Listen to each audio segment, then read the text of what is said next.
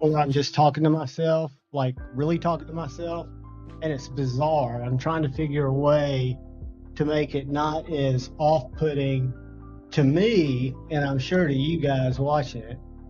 I don't rack up a lot of views, but I always feel like those are the kind of videos I would seek out when I was starting to F with my stuff, you know?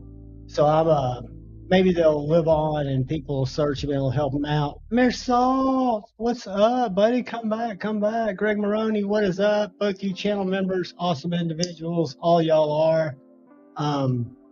Let's see, why can't that minimize? Go away. All right, guys, I'm having a Windows issue. Go away. I'm not going to close it out, but it won't go away. So I'm going to do that and do that. Sorry, that was weirding me out for a second. Was audio gone, Joe? Let's see what we got. Yeah, we've had some kind of wild weather, but my audio is really wild because I've got this new little interface where I've got my Cole setting. Hey guys, what's going on? This is Cole, Tri-State EDC. How are you? Cole knows I love him. I do that just to kid him. But then my sound effects don't work. Like I've got these preset sound effects. I think this one works. I think y'all can hear that. I don't know if you can or not. Thumbs up if you can hear it. Thumbs down if you can't. But then I've got some other cooler effects that are the same way, like a rim shot, right? And nobody can hear that. Luke, what is up? Hey y'all, Cole is one of my best night buddies in the world. We roommated, me and Kara with my buddy A to Z EDC. He knows I give him nothing but a hard time out of love. Jim Miller, what is up, channel member? I know y'all are about to hit the sack, but just stay as long as you want to. I'm going to be here because my sleep patterns are so irregular. I even thought about setting up my TS Prof and doing a sharpening and then setting up my little work sharp field sharpener, which is what I do most of my freehand sharpening on, and I actually get better edges on it. But I figured that would be boring, and there are people that are much better for that. But I did want to talk knives. I haven't been getting anything in. I'm kind of on a buying freeze, but I have, thanks to Brother Lord Needham, who sent me back some knives like this one that he was borrowing. He sent me a couple of others to check out that I want to share with you guys, and then tell y'all and show you on Instagram about a knife maker I found out about from my buddy A to Z EDC. He's a young guy. He's in Jackson, Tennessee, but he's from St. Louis. I've not talked to him or even struck up a conversation. But A to Z, Mind the Milton channel member, what is up, brother? Yeah, I'm just doing a random hangout late for anybody who's up, and I'm going to be here. Pocket Razors, welcome, buddy. Good to see you. But what I was saying is he's in Jackson, Tennessee, where I lived for 3 years where my buddy Abner Taylor, who was the best man in my wedding and my guitar player, we were both guitar players in the same band we started and did for years. But I lived in Jackson for 3 years, so it's kind of a place that's near and dear to me. Even met my ex-wife there. But that's another story. But this guy, I don't want to mispronounce the name of his knives. Anyway, he's licensed to use Spyderco's pole. And he has been since he's been making knives, but he's a young guy. And my buddy A to Z ordered one of his knives yesterday. And it's inbound. I'm going to get to show it to you guys. I think it's called... What is it? All right, I'm going to have to run over here to my messages. Y'all bear with me. I'm behind the scenes trying to find this message from A to Z because I know it's on my phone. And I'll tell you what I'll do because this is that important because I want to share this with you guys. I'm going to kill this video for just a sec. Whoops. Bye-bye. All right, hold on a second. Let me pull up his text so I can show you the knife he bought, the Unto Simon. Y'all have probably seen this. Guy, I was not a... Uh-oh. Tippy says, get out of my world. All right, so let's go to Simeo. Sime. Here we go. All right, I'm going to show you the knife that is coming. Let me reset this.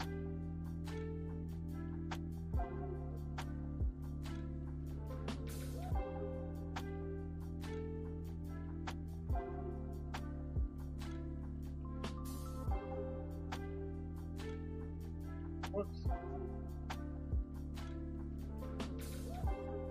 I thought it was waiting for me to join.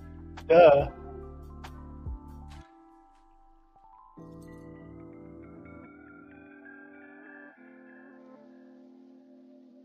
All right, so this is what I was going to show you. Jamie Simon, are you guys familiar with the custom knife maker out of Jackson, Tennessee?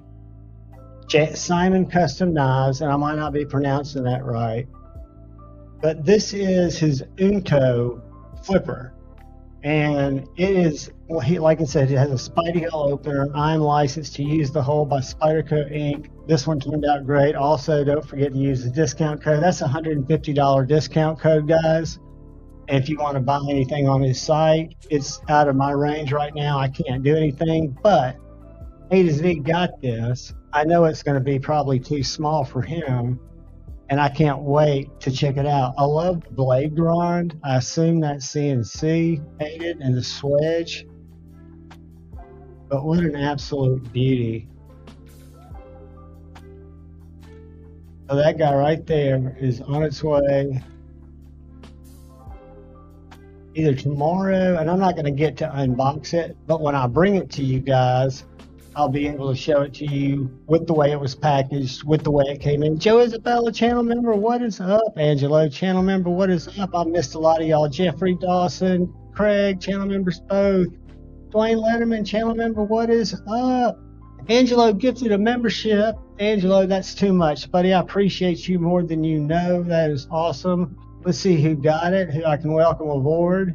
And what I'm going to do this week, guys, what I did last week, because it seemed to work, Brian F.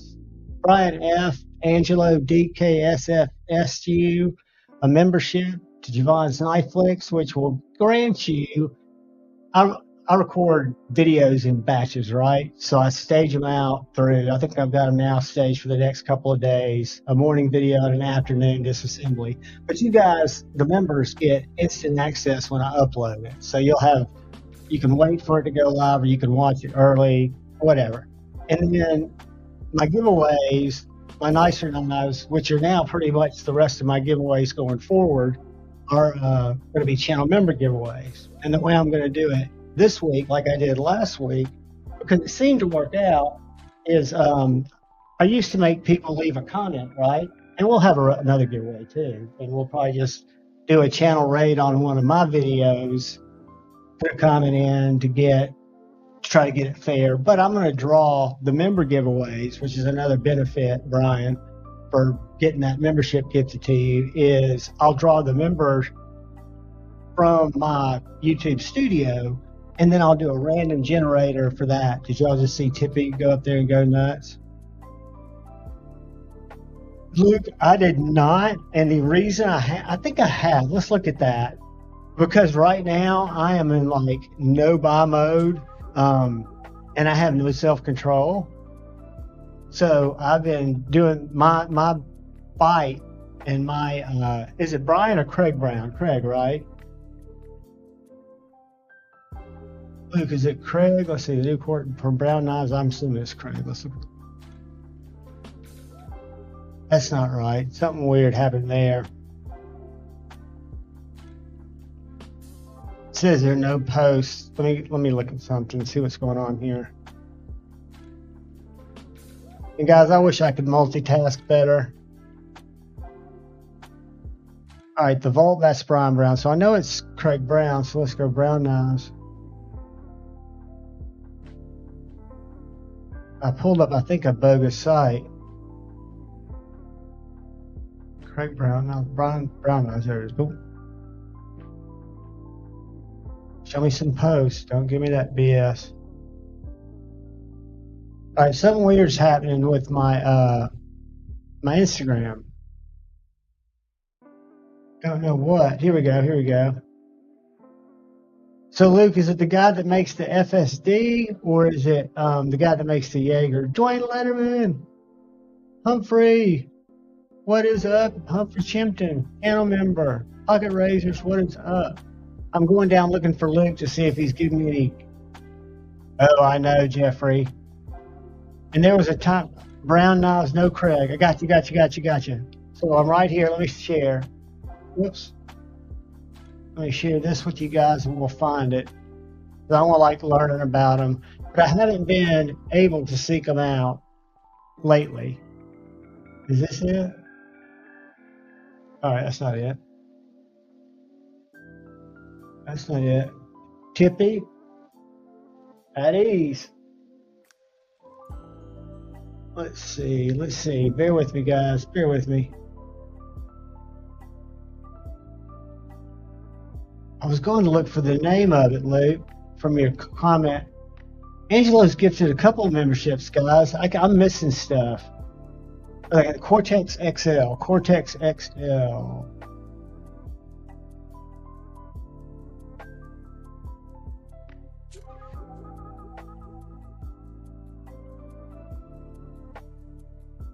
I love his knives. Yes. I've never seen that knife before, but I can tell everything that seems so well done by him. And that's just the regular size. I know the XL is going to be bigger. It has a deployment hole, the slot. Look at the milling. Top flipper, care less, but I know the D10 will be dialed. And guys, I know that gets annoying that every time I have a review of a knife or do an overview of a knife with the top flipper, it's just my thing, right? It doesn't mean that top flipping's not great. I love this little knife and love top flipping. But when I was early on, I'll never forget, I learned to spidey flick with my Shaman. The first time I ever got a successful middle finger, because I used to use my front finger to try to get my spider codes out. But the first middle finger flick was my Shaman. But with front flippers like the Kaiser Feist, I gave it away recently in a giveaway, and a couple of others, I would always rotate my hand too far. And when I went to flip it, I would jab the fucking thing in my hand. And you know, you do that a couple of times and you figure you hate it. I don't know if it's my hand's too small, because even on this mini, what's it called, mini swing, my finger's too short to, you know, get up and just do a a flip like this. What would you call it? Just a top flip.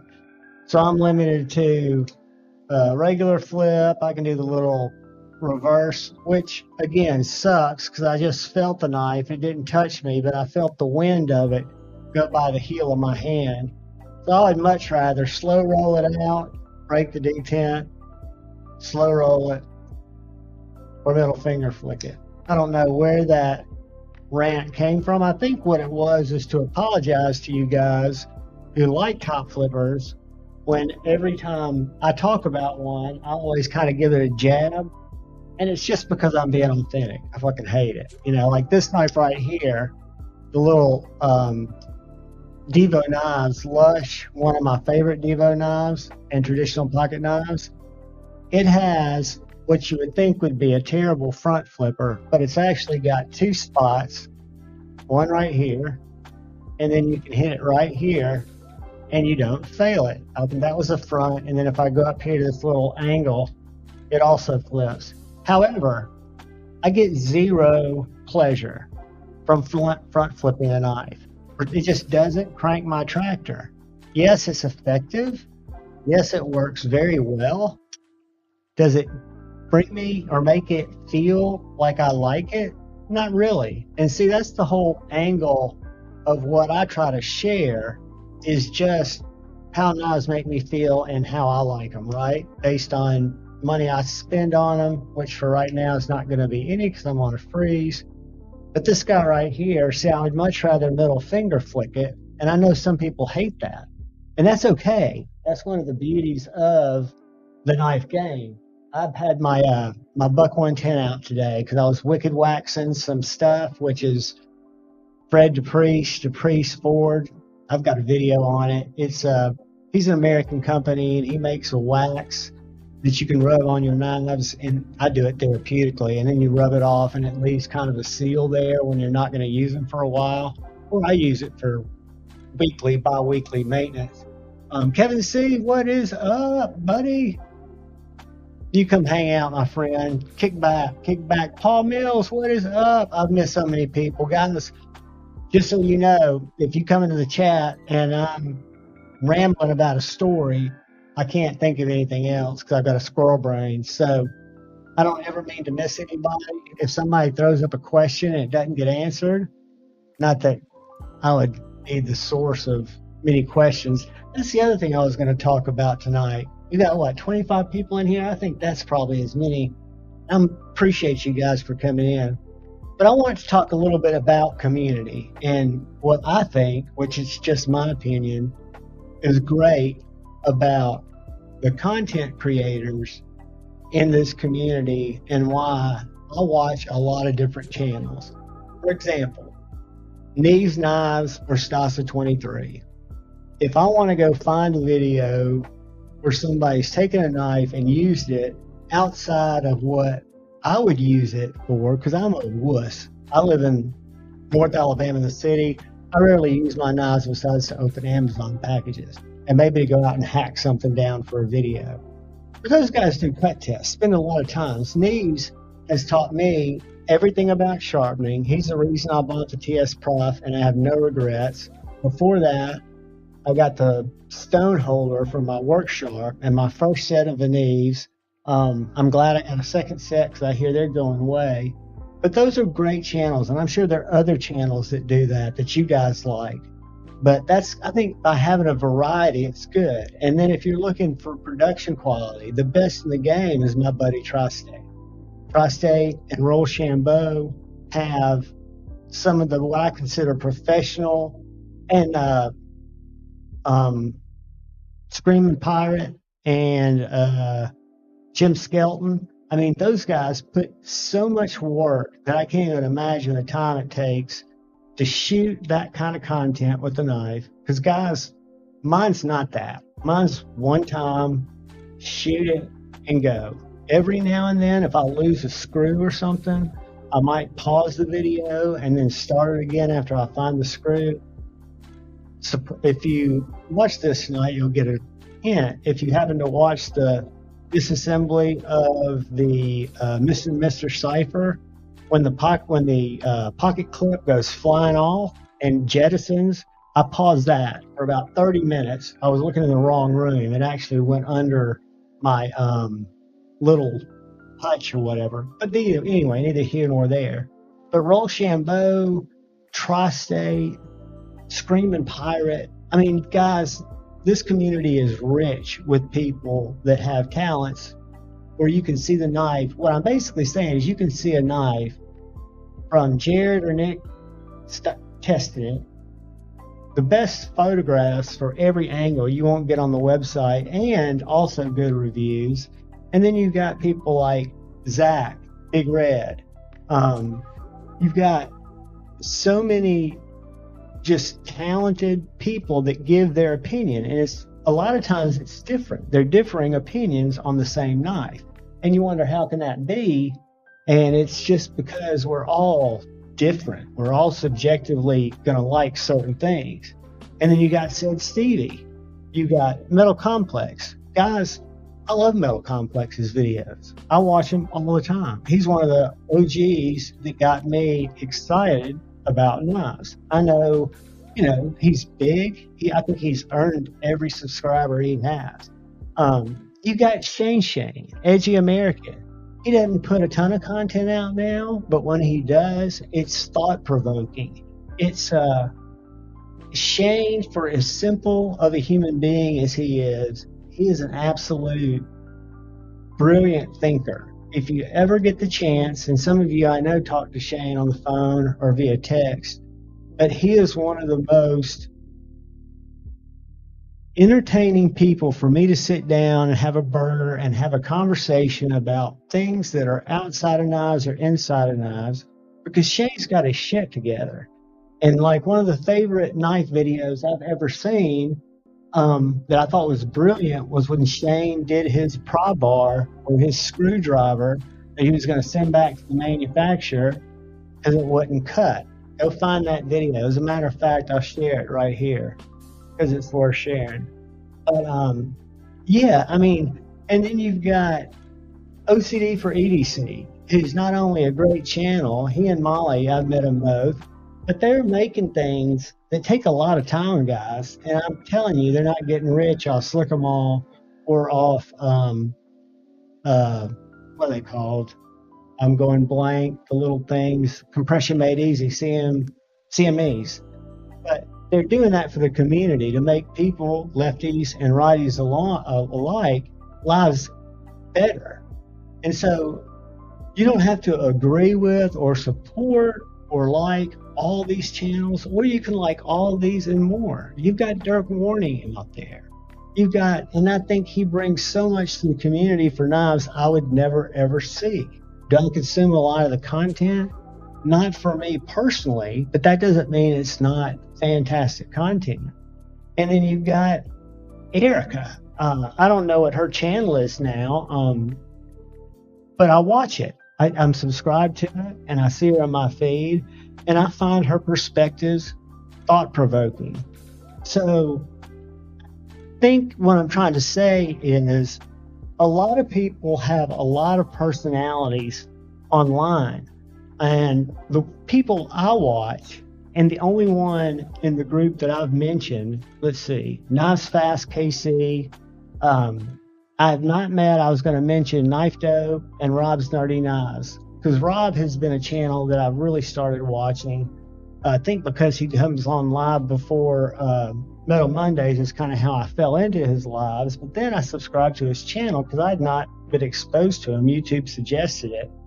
And I started really watching his reviews, and it's a totally different read or a totally different way that I look at a knife, which is okay. I think that's just cool. So there's so many, and I've left off more than I probably named. But the great thing about today's times is you can go out there, and Bees Blades, Brian, that guy is, and I kid Brian and kid on my lives, and I don't take into consideration that the audience, you guys, don't know how far back Brian and I virtually go.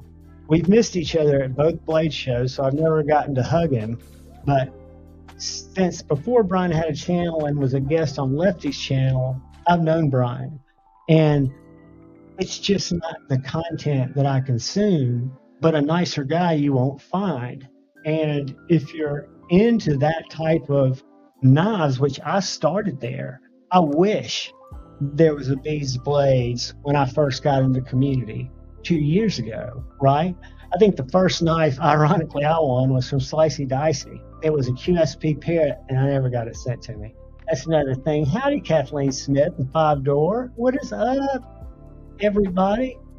I'm just rambling, guys. It's late. I am not drinking it fast enough. I'm drinking a little Starbucks. Let me change out my music. I'm just going with something else smooth, though. I'm just feeling it. All right. So, yeah, I just, and there's drama. You hear drama this, drama that. Brian Transparent Knives. That's another one. He's mainly live on Instagram. I think he's doing more on YouTube. But what a resource he is, whether you agree with the content, which it'd be terrible if we all agreed with each other, because then it wouldn't be engaging. That's why I always say debate is better than hate. You can learn so much. I'd love Slicey Dicey to come back.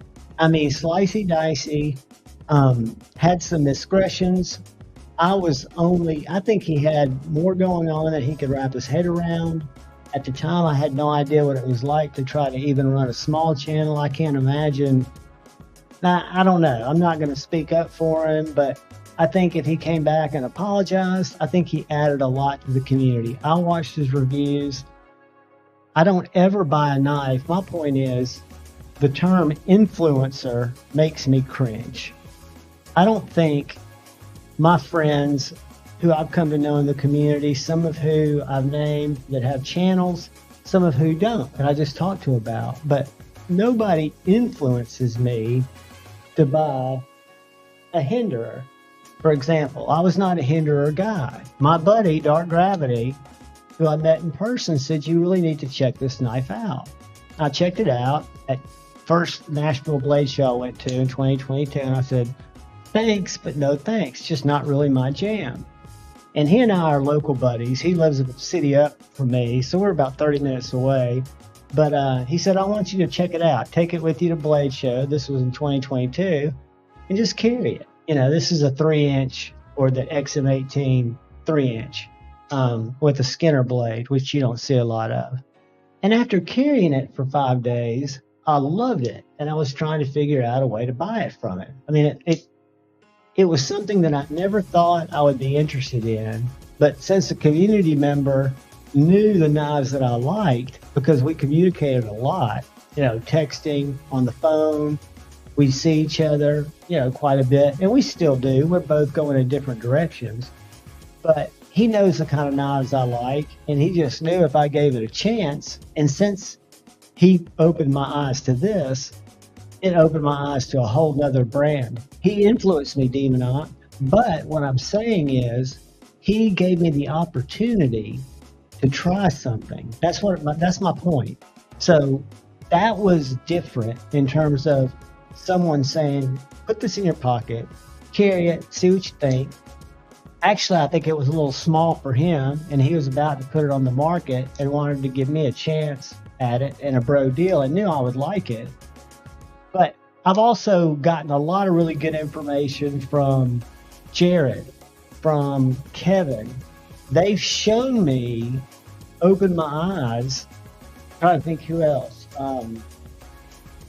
Stasa, because I like a lot of his fixed blade content. Prostate. I mean, there are a lot of people when I wanted to see a knife, and I go back to try to think about what it was like when I first came into this weird, because I'm not going to get into it a lot, but I've had these patterns of getting into hobbies. It's classic ADHD, especially before when it was undiagnosed and I was an alcoholic and addict. But I would go through longboard skateboards for a while. It stuck with me. I still got all of them, but I'd go through guitar effects. And so before COVID, it was all about guitar effects. I was building my pedal board because I also do that. And then I felt like knives would have been a passing thing, but it wasn't. I stuck with knives because I think the community was so welcoming and there was so much more. So my point to that is I look at having the availability of all these different points of view. I don't think they're influencing me, I know, to do something. Do I get hyped up because of something they show me? Sometimes, yeah. Sometimes, no, because it's not my jam. So, I don't know. I just think it's a great resource in today. Like, I look at today as opposed to 2 years ago, 2.5 years ago. I guess now it's almost 3 from when I first bought my CRKT CEO. After watching, I was watching Ben, What's Up Guys, and God, why can't I think of his name? He just shut his channel down, Zach. Their Blade HQ show. Loved it. And then MSC, because once you watch a video, the algorithm shows you others. But did he influence you, or did he just show you something, Demonot, that maybe you wouldn't have gotten the perspective, i.e. the different, listen to it open, listen to it closed. To me, influencing is more like you see these beauty influencers or these Kardashians, not to call them out, but they'll just take any product, even a video game on a phone, and then try to shill it to people because it's a product that's not even, to me, I don't think a knife, because MC always, he has one of the best, and I don't know what he uses it, but it's just his observations of this knife.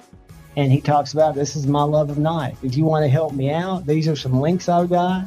But he's totally, and always was, just, this is what I think of it. Here it is. I don't think he's ever said, and there have been a few times I've heard people say, this is a must-have, get it if you can. Perfect example is the Black Mirror. That's the time that I watched a reviewer who I love to death as a person and as a reviewer, give a positive review and watch Blade HQ immediately make the stuff go out of stock, the Black Mirrors, and then had them come back in stock $40 more. And I know it was being janky. That's why I don't do business with them unless I just have to. But it was a shady thing. But it just showed me how much influence at least the retailers think that they have. But I look at it as they've got reach, right? When I say reach, they have the ability to reach a lot of people who, like me, when I came into the hobby, I was looking for information. I was looking for different kinds of knives. I was looking for all kinds of stuff, right? And then I'd find these reviewers or these channels that kind of catered to a lot of the things that I was looking at. Some things like MC for a while, most of his content, the stuff that attracted me to it was a lot more bougie, because he showed the best of the best, but he also gave honest reviews, in my opinion, of budget knives. Because how subjective can you be on a budget knife? It's a very objective stuff. We've got a blade here, it's D2. What I like to do on any budget knife is use it because I want to talk to you guys about this, and I'm hoping that Leon will come on as a guest. This is the Eutectic E for economical field duty. Guys, this is a winner. It's in 14C, but I've already put an edge on it because that's one thing I like to do. I don't do cut tests, but I cut a lot of paper, and I can tell the way it sounds when it goes through paper. I think I've told you guys that. This makes no sound. Listen. I mean, it's that juicy. On his site, retail, it's $85. But if you look at the design, hold on. Here's my field duty. Fantastic knife. well over 300 bucks. Here is the Eutectic EFD, which just came out. I haven't done a review on this yet, but I've been testing it. My point is, there are great knives, and so, I mean, it's a great time to be in the knife game. And when I first was out looking for videos, that's how I came across stuff. So I wouldn't necessarily be searching Google for Eutectic, but I might see one of the reviewers show this knife off. So they're not influencing me, I don't think, but if I'm observing the action, all they're doing is flipping it. They're not trying to sell me anything. They're saying, if it was me, and I was looking for a knife that was a medium to large size knife that was super thin, after I showed you how it cut, and this is my edge that I put on it, and it is, I want to say 17 degrees, and the action's juicy clean. It's got a deep carry steel clip. They want about 85 bucks for it. It does have a front flipper. If that's your thing, let's see if I can get it to work. So yeah, it's got a front flipper. But I'm not trying to influence somebody to buy this knife. I can share my enthusiasm because I'm a Liang Ma fan, because I think my number, maybe it's fallen back to number 3. It's still in my top 5, is my Liang Ma Field Duty EDC. I love this knife. I think it's just perfection for me because everybody's hand's different, right? So I was really excited when the Trinity came out. Wasn't really my jam. I thought the blade to handle ratio was a little wonky, but I think this one, the EFD, is going to be a great knife, and that's why I'm looking forward. I need to go ahead and review it, but I haven't. I have sharpened it now, cut with it, and I guess I could review it. Great knife. 85 bucks, and I don't know if they're going to be sales on that. I don't have a code with Leon. I don't think he does codes, but for a sub $100 knife, you're getting the design, you're getting quality materials. I think this one's 14C.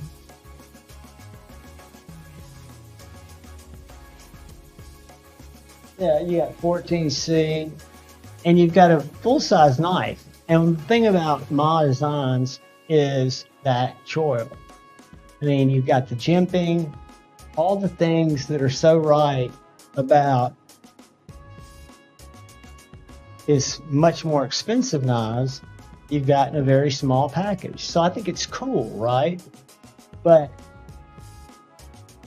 a lot of times you'll see people reviewing the same knife because that knife is passed around. Now, I don't know if you guys know this. There are a couple of different pass around groups, and I'm not a member of any of them just because I logistically can't keep my brain around stuff like that. There might be a time I become one, but one of the biggest ones is Lefty EDC.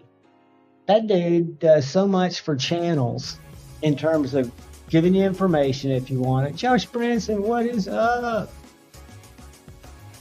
The stitch, are you looking for the auto stitch or the manual ram lock? Because those coming out, they come out a lot. Both of those actually come out a lot unless you're looking for a bougie stitch. But what I was going to say is Lefty gets a lot of knives sent to him. And what he does is he always puts them in a pass around group. And they've got a Google sheet that they use. I'm in their group chat, but I'm not signing up for any of the knives. So that's how and why you'll see a lot of the same knives, but you're getting different people's opinions. And then what I learned over the years were people, not that I trusted this person more than that person, it was just like this person was more in my lane or in my jam than this person was, because we're all different. We're all on different journeys, right? But we're all campers on the same hike. What is it, Tip Tip? No, you can't go out there. You got an advantage, y'all. And I know this is going to be very controversial, and I'll probably get demonetized. But Tippy is a serial stalker, a serial emmer. She is big time. I mean, if you're a chipmunk, if you're a bird, I don't know how she gets the birds because they're all full grown.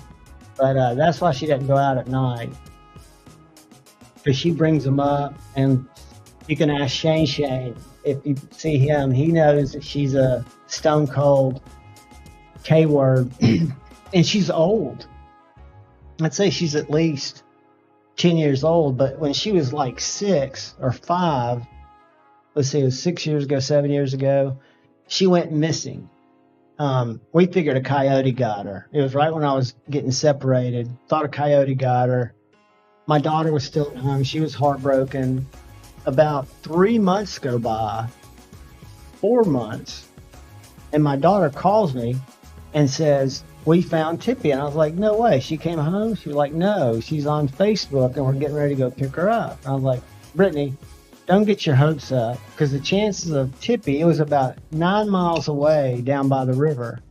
Now, she did run around in the sewer system, in the gutters, because that's how the cats kind of do their thing. But I was like, I'm thinking to myself, there's no way that she got all the way out there.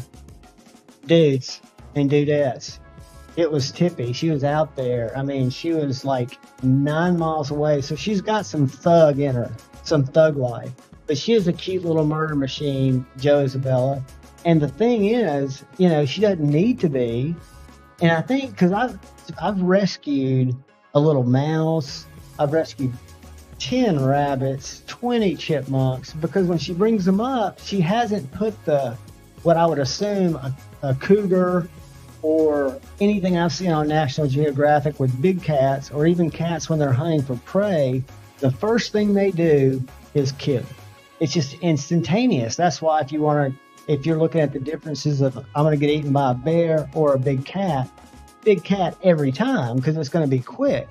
Well, house cats, or at least Tippy, brings stuff up fully alive. I really think she plays with stuff to death. And then when she sees what she's done, she's like, okay, I'm a cat. I can bring this up. They eat a lot, Paul Mills.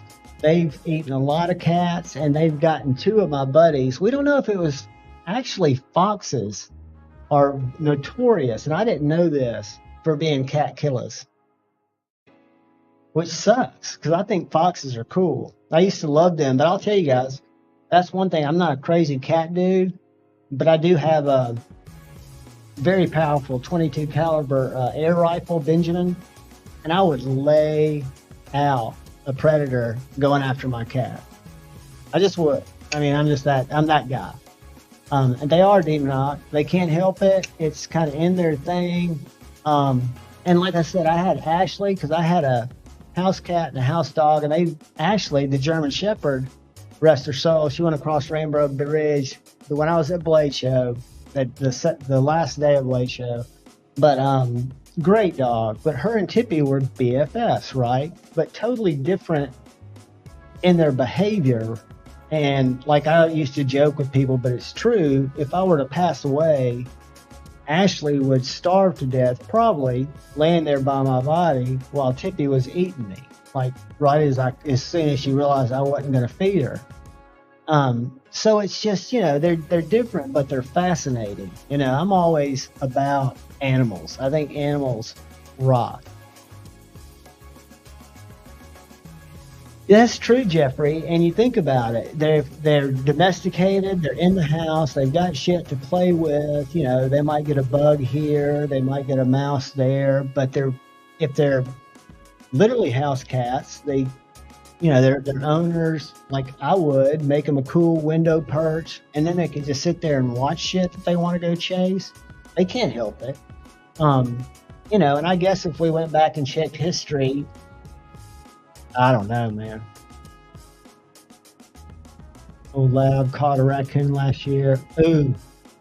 Yeah, the raccoons are, and I'll tell you what else will fight pretty hard, that are the sweetest animals, unless I've had a dog that Ashley, who was with me for 16 years, came in and tumbled with a possum, and that didn't go well for her. She cornered the possum, who was with two little, not babies, I'd call them juveniles, because I was outside and witnessed it, and Ashley was barking at it under the car, and I was like, Ashley, leave it alone.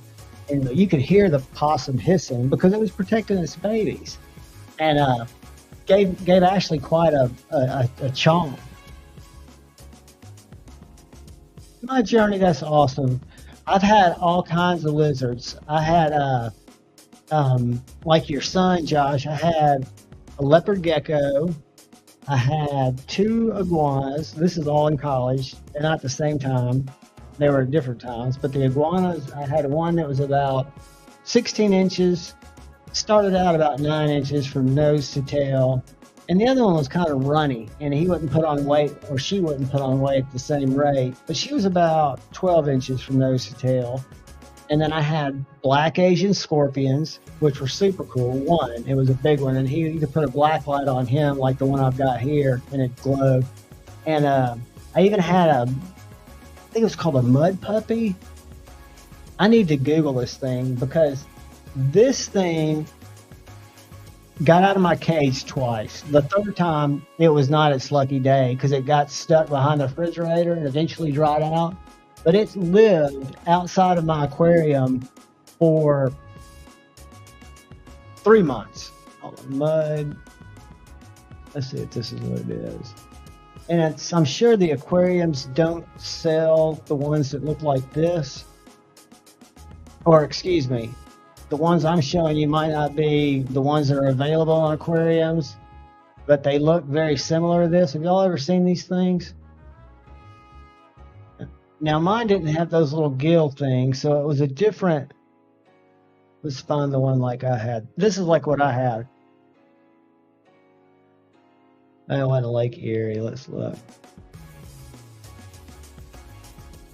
But it was about this size. That's kind of the one I had. But anyways, weird pet in an aquarium because I had my my mud puppy had what you'd call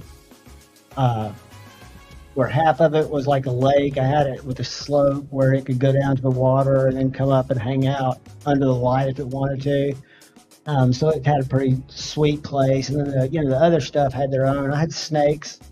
I had corn snakes. Actually rat snakes. They were little rat snakes, an albino and a brown one. And said that kind of got old because I started pulling for the mice. I hated having to feed them mice. It was just one of those things. I think that was because at the same time I became experienced in college and quit hunting, quit doing all that stuff just because I was like, no man, I can't kill anything. Love. Yeah, it was just animals were, and those animals don't give you anything except curiosity, right? But dogs and cats, I guess because when I was a kid, I didn't really have them. But when I got to be older, when I had my own gig going, I was pretty much pet guy. I've never had a condor, Jeffrey Dawson, but I have been very aware of them. And I wonder what their smallest knife is. I'll show you guys what I carry today. Let me pull it out of my back pocket.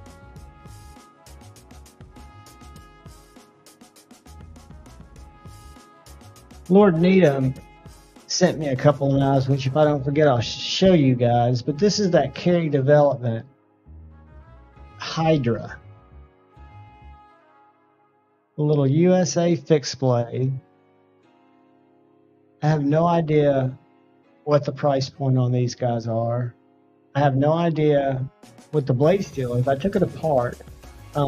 These are 217s and these are G10 scales because I was going to see if there was steel stamped behind it like my chickadee. So when you take the scales off the chickadee, it shows you on the blank the date and the steel material. This is a super utilitarian knife, and I carry it, and this is kind of blasphemous because it does say Boker on it, but this came, I think, on my little AK-1. I think that came here, and maybe I should switch that clip out for this deep carry clip to put on this while I'm using it. But it's going back to Lord Needham. But super cool little fixed blade. And then I carried, again, thanks to Lord Needham, this Jack Wolf. I think this is the sharpshooter jack. And guys, this thing is thin.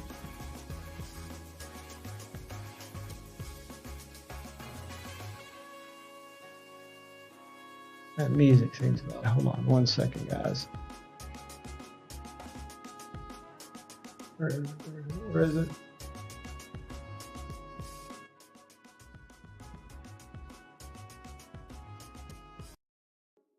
Sorry about that. But yeah, this guy, the grind is to me artistic. The choil is done very, very well.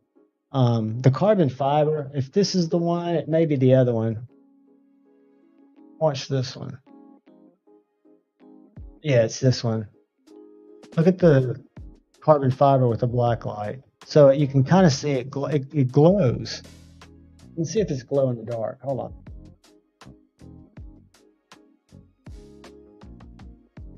Oh yeah. So this glow in the dark carbon fiber.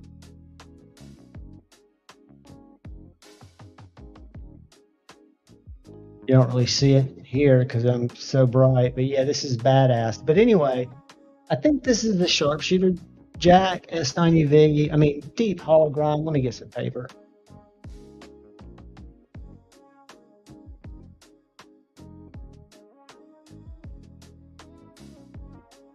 We'll do a little fine cutting. I love cutting with thin blades. And yes, guys, sweep up all of my cuts. Because I will tell you, I don't hard use my knives, but I will cut and cut and cut just because to me it's therapeutic. With a different knife, I will just go to town. This knife is an absolute winner. And then, whoops, I shared this with me, which I'm going to be able to do a comparison video of this bad boy.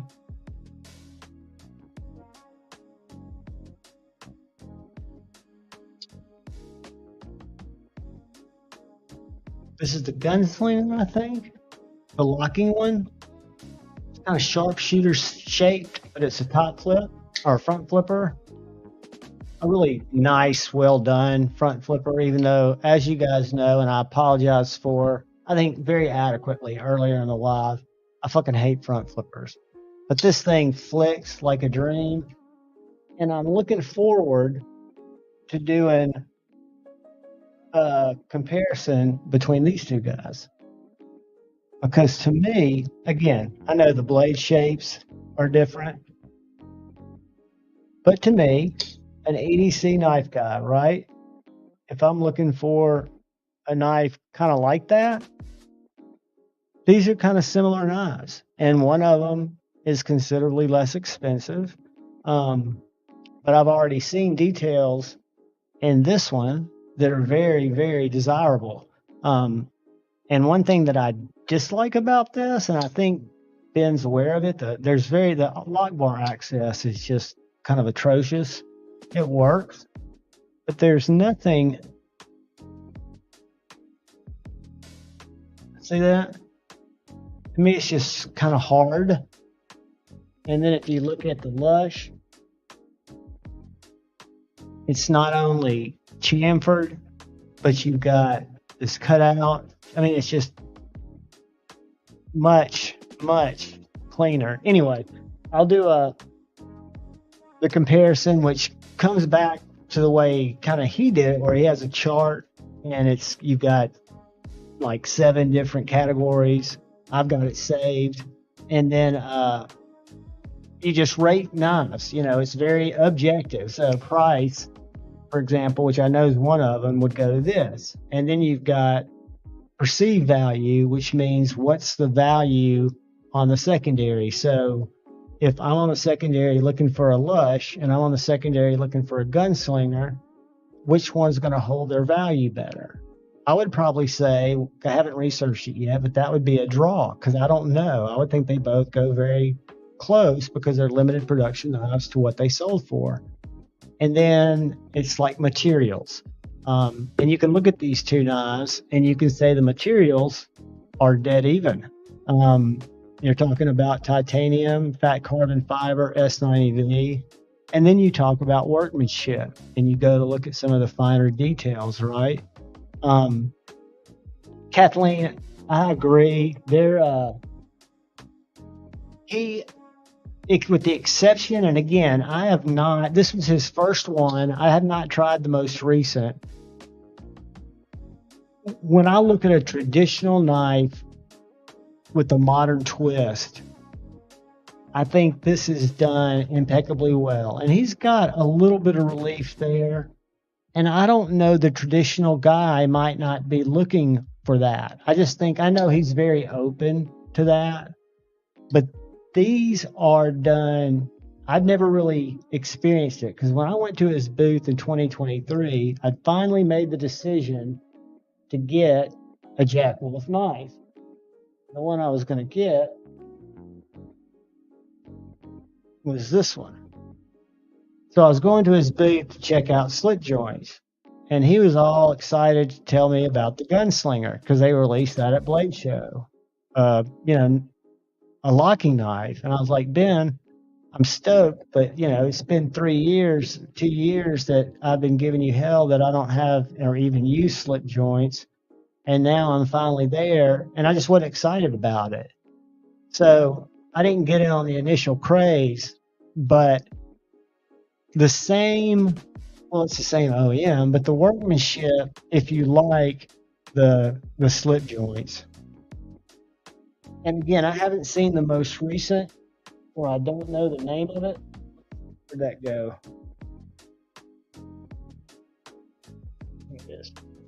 I'm just curious the size difference. And I knew this was a bigger knife.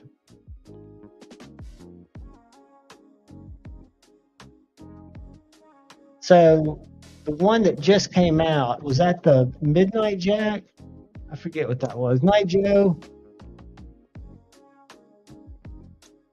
USN's doing a show in Vegas?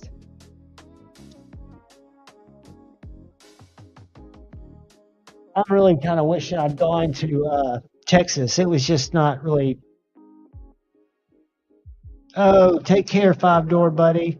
I hate when I do that and I have an early morning. I've got a bunch of shit to do, but I figured I'd hang out as long as people wanted to hang out. And then the only other Jack Wolf that I own that I love that I can recommend, but again, it's higher priced, is this Feel Good Jack.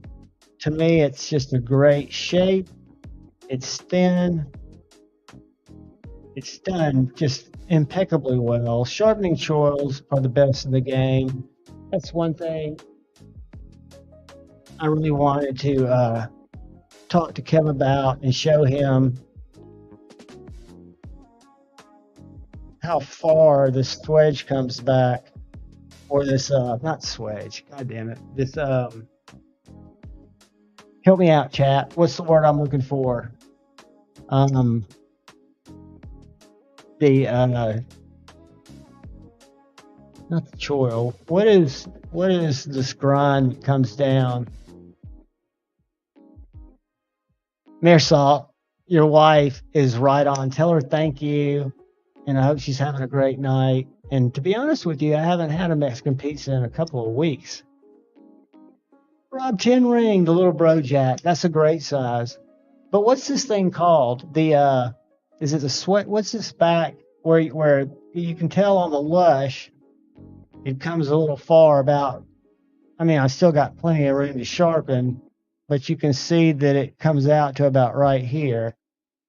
And then on the Jack Wolf's, I mean, it's way back to the back of that sharpening choil. And I forget what that's called. Relief cut, that's part of it, King Snake Jake. And I've heard, I'm trying to think what Jared calls it. Because that's where I've seen or learned about Night Funland. Dude, I'm glad y'all came. Jeffrey, I've been, no Mexican pizzas. I haven't been rolling down there because they close so early. Even when I do my live on Friday night, and I've kind of been on I guess you'd call it a little mini boycott, because they advertise even their local Yelp and their local Google My Business, which I'm a digital marketing guy, and I know how important it is, and it's free if I'm a business to have an accurate Google My Business listing. So if I'm going to close at 11, put 11 there. That way you won't get as many hateful reviews, because I've left at least 3. I've got, under different names when they've done that to me.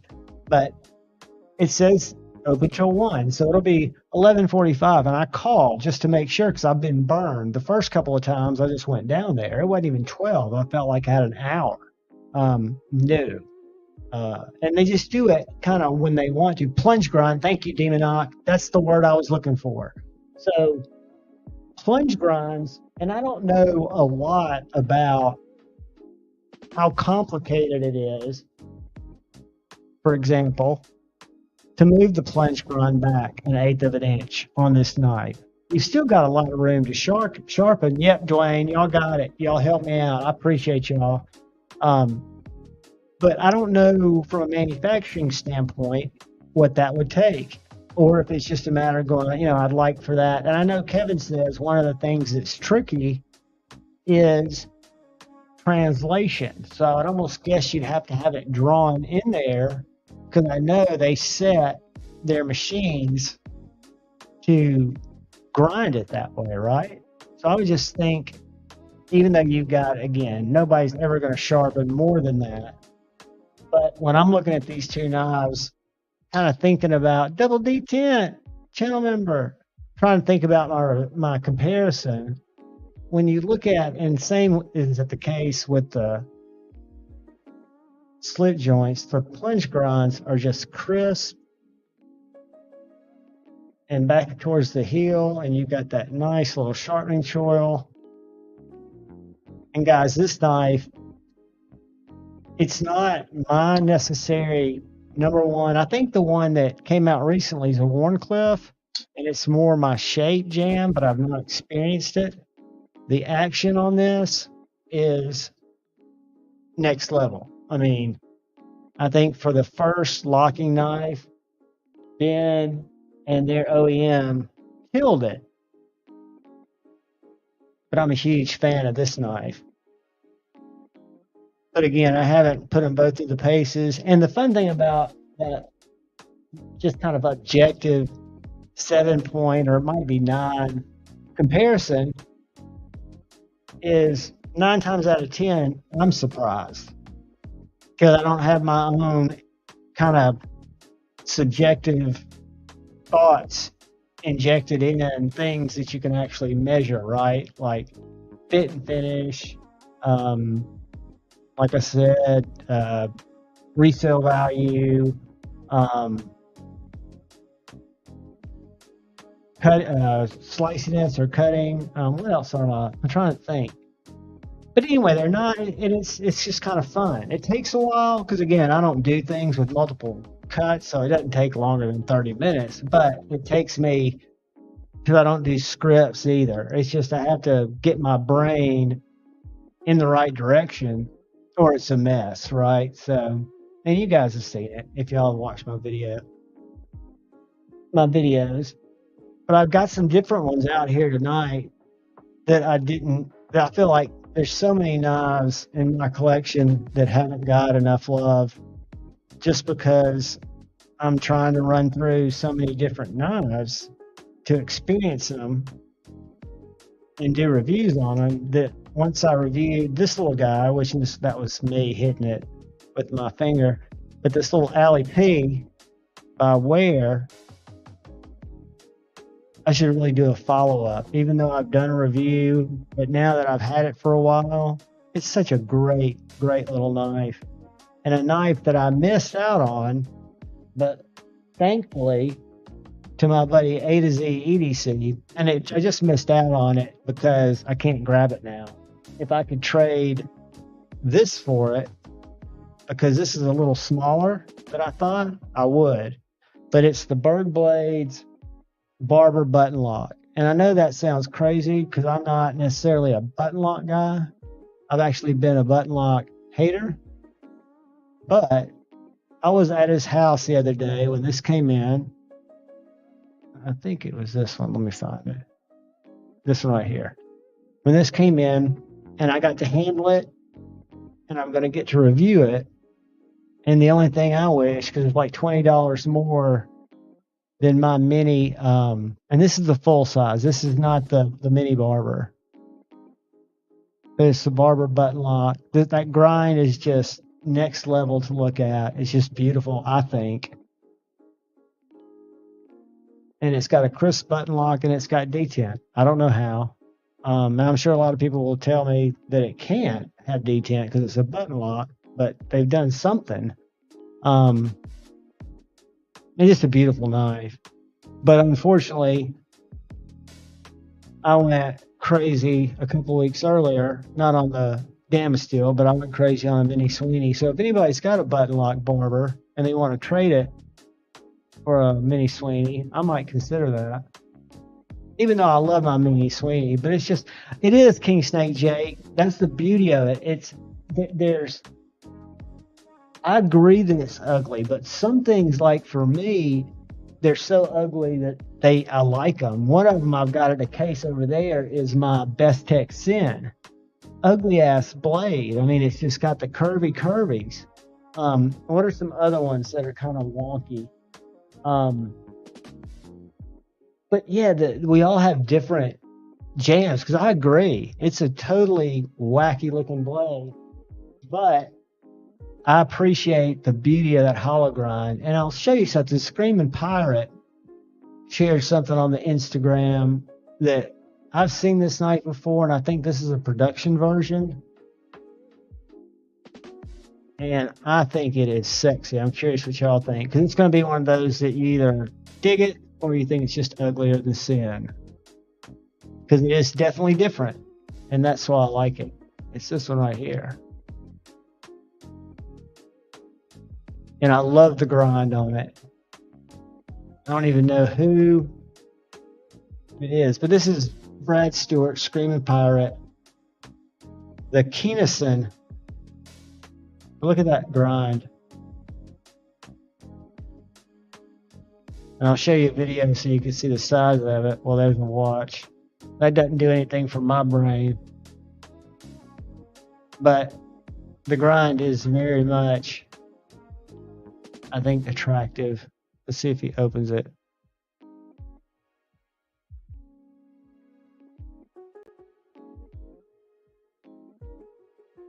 Flip the knife, Brad. Help brother out. It's a little guy, but look at that grind. To me, it's different. I like it. What do y'all think? Yay, nay?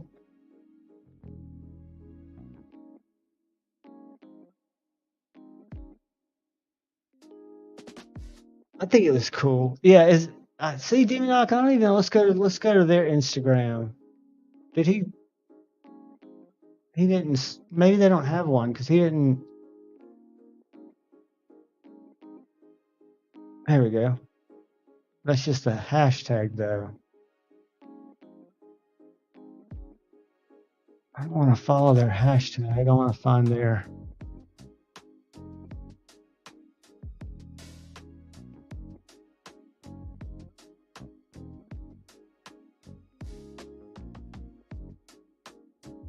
That's what I want. I mean, look at that, guys.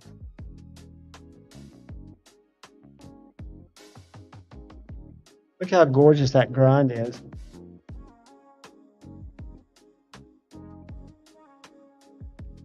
It just looks different to me. That's why I think I like it. But I can see how people would say, I wouldn't have that. It is ugly. I can say, here's the one Brad had. But I like the titanium. Look at that.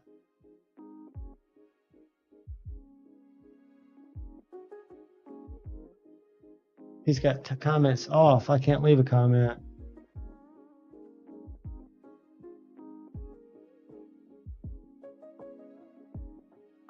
But yeah, I'm glad I'm following them now. And that, what's it called? The Basset Hound? Is that the model? Because it is. I mean, it's. Let's see, what's it called? That's the same. No, this is a different knife. Okay, hold on a second. This is a different knife than this. It's got a different hole. All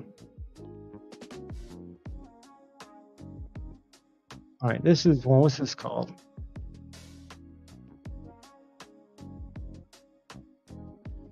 Stray.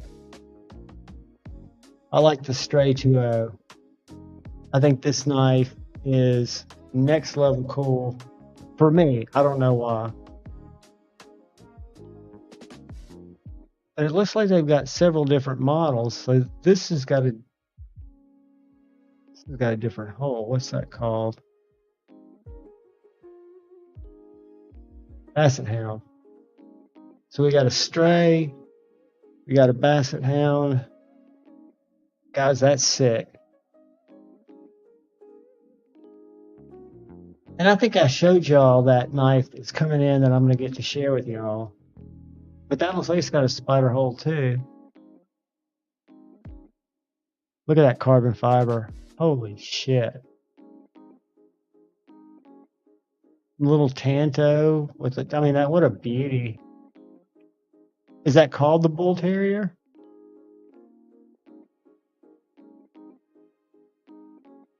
I'm not reading comments, so y'all are probably saying, yeah, idiot. I mean, the grinds are just, to me, next level beautiful. And I'm not a Damascus guy. I would much rather 154 or something, but just the depth of that grind and overall design of the knife's not my natural jam, but I love the way he interprets the grind of the knife. I just think it's beautiful. There's more of those little chonkers.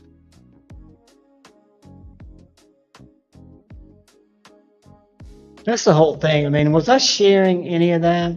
We can't see. King Snake Jake, thank you. God bless me. I apologize, kids. Y'all are up late with me. I'm showing cool shit, and I can't even share it right. All right. So where I was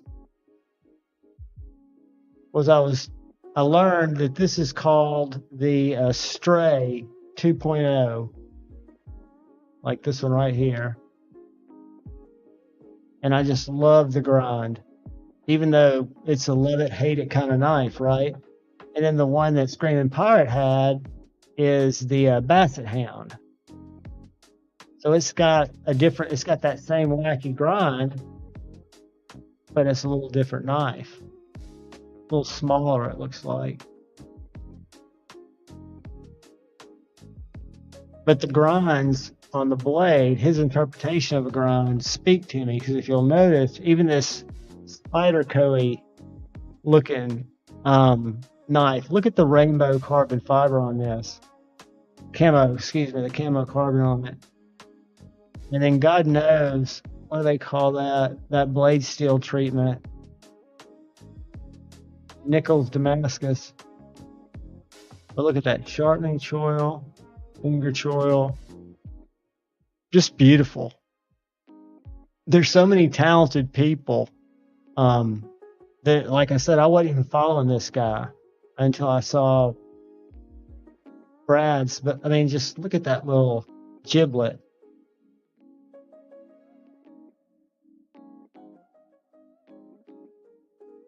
Again, it's just got that really intense grind. That's a tiny knife. Is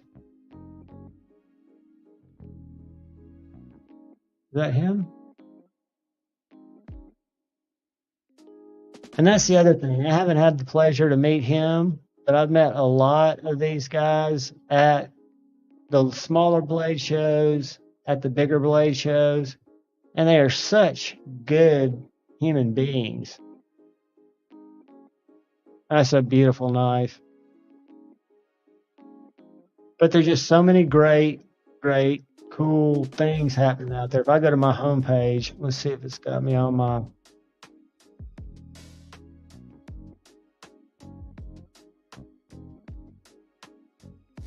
You'll see cats. This dude does weird shit. I've used his cats before, and I give credit. The one tonight is actually one of somebody's like that. But you will find just some really cool knives that I've never seen before. Farik is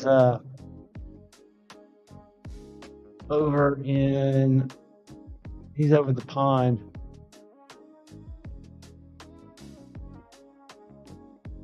What is that? Slip Joint Saturday.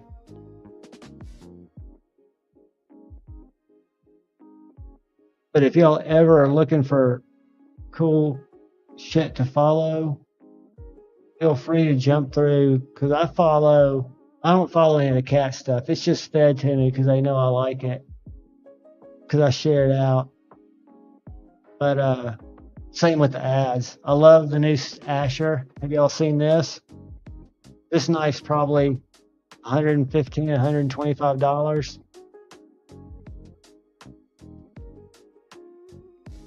If you're not following Sanklo, great guy. Check that shit out. We're just scrolling the gram. I'm gonna get off here in just a second.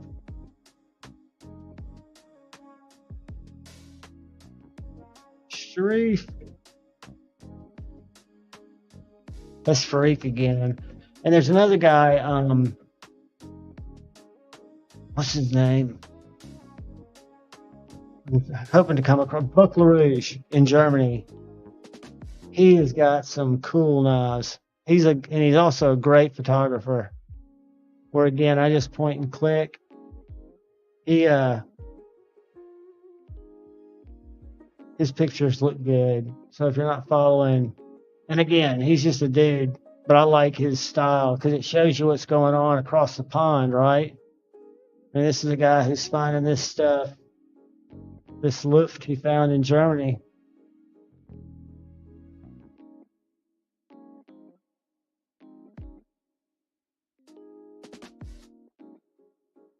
I think that's but yeah, just some cool talented makers. I mean, because I can't keep up with all of them. I've quit trying at this point. It's just I kind of let the cool ones come to me, and that's what's great about all the different channels that I'm talking about. I'm a huge fan of TW Price, by the way. I picked up and carrying it right now. I'll show you in a second. What is this? Go check their page out real quick. I picked up and did a overview. Nobody likes it. I think it's because it's old. This is the Gen 2, the liner lock.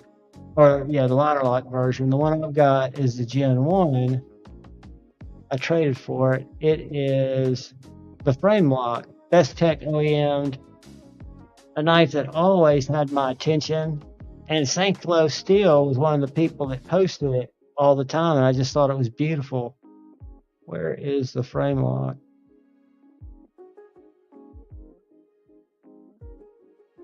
I'm gonna have to scroll further down, guys. No, I can just show you the one in my pocket.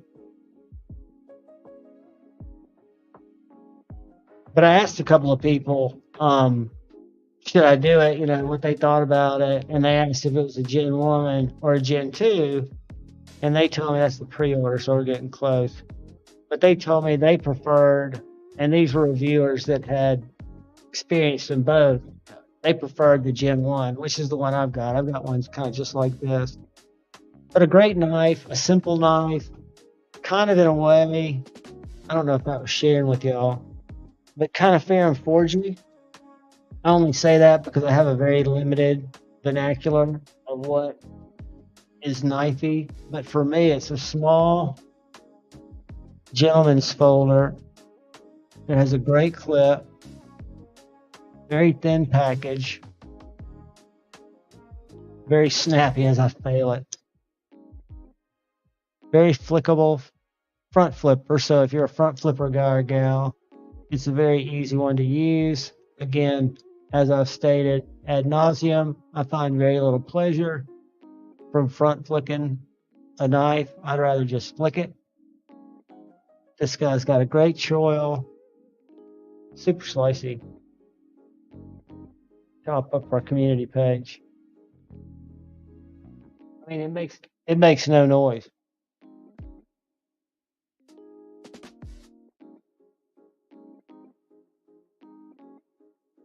But yeah, I mean, I'm a huge fan, and I'm very thankful. I traded my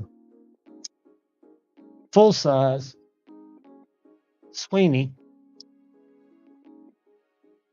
for it, because the full size Sweeney, even though I loved it, was not getting carried. It was just too big. I've got skiffs coming for this. Not that that's going to make it shut. I could just loosen that pivot and it was shut.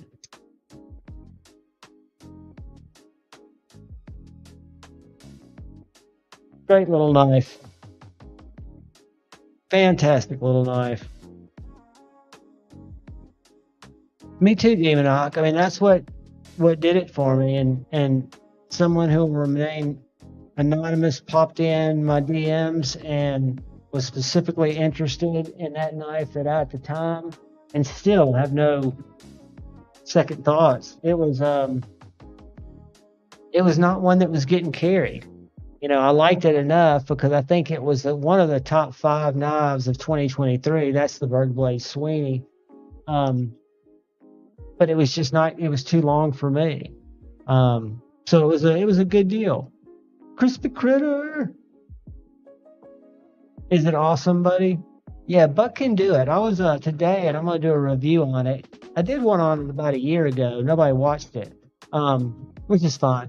But it's on my Buck. I'd found it. My ex-wife found it at the car dealership she works at. One of the cleanup guys found it in a back seat. They tried to give it to the owner because it's a very nice Buck 110. We couldn't track them down, so after a while, it just came home with me. This was before I was in a knife, but I've hung on to it, and it's a fantastic knife.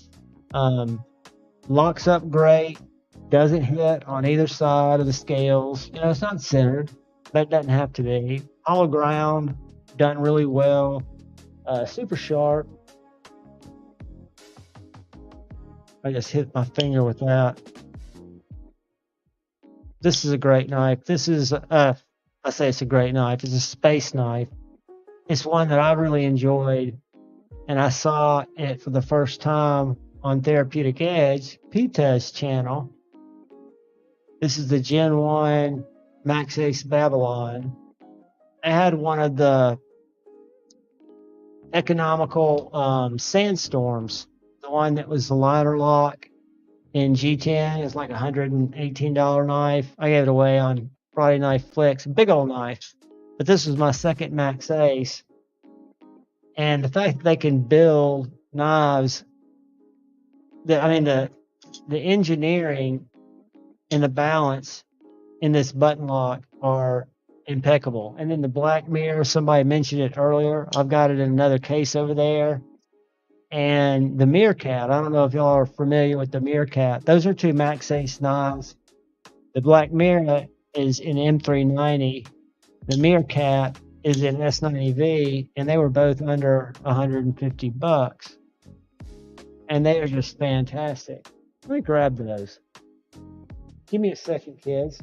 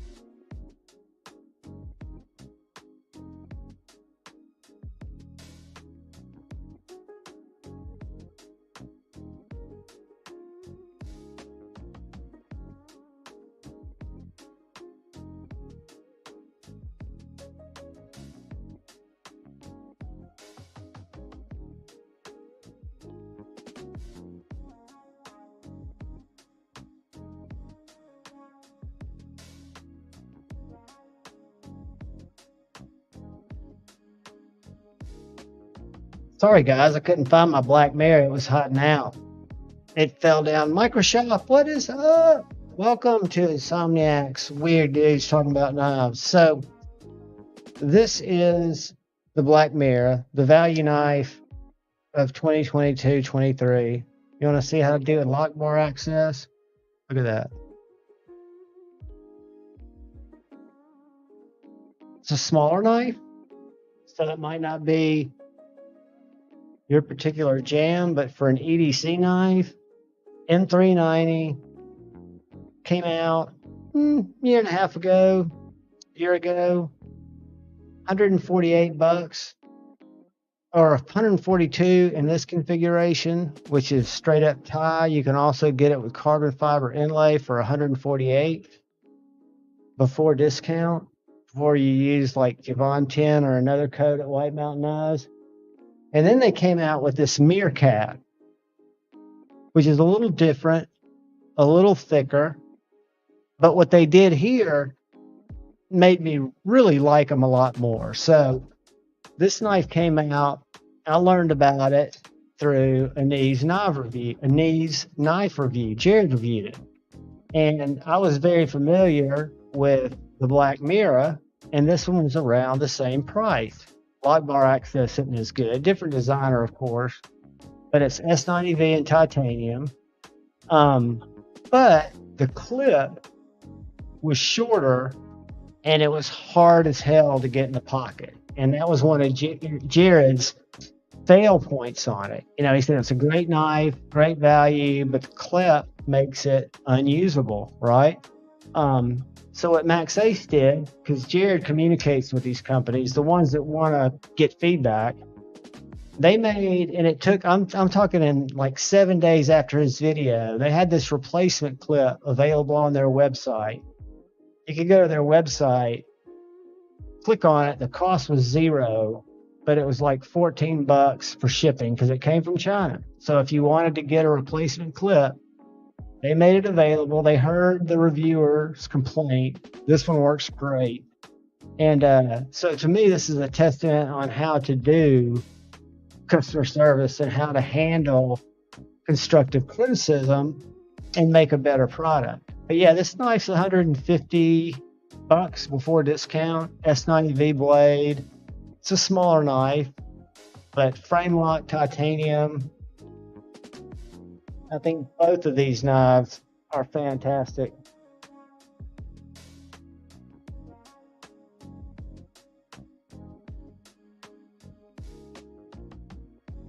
But that Babylon, I don't carry enough, and it is a fun knife. And Brother Peter, Christine and Peter.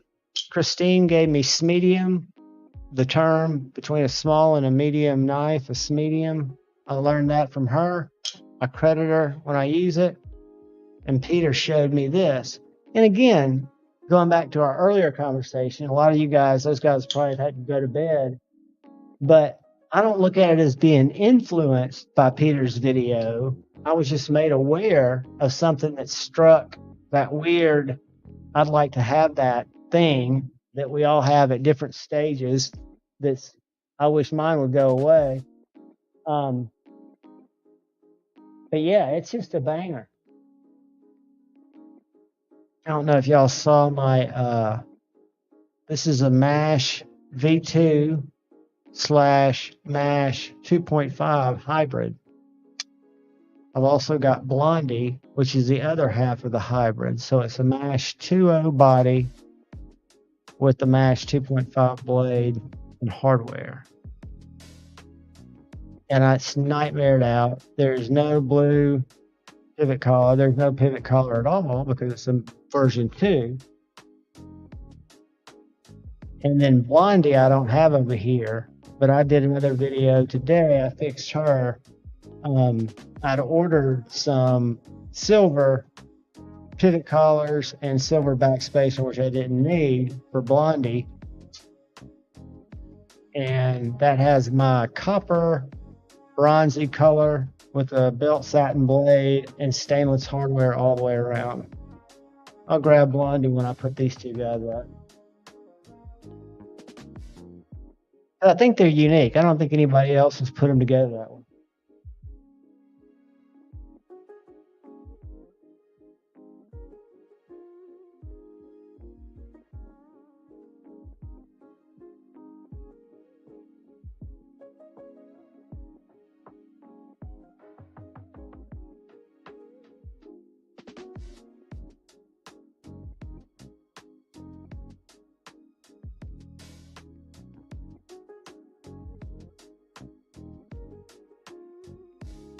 So this is the other half of that experiment.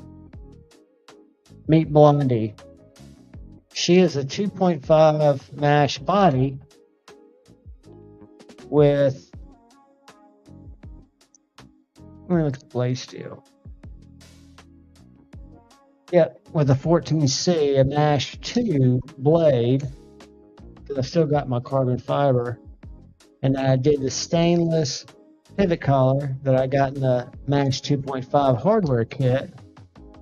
And the only tricky part was press fitting the liner into this one to get it to where I didn't have displacement from the liner to the frame. So I've got now Blondie and my Blackout, which was the merging of my 2.5 mesh and my 2.0 mesh. What do y'all think?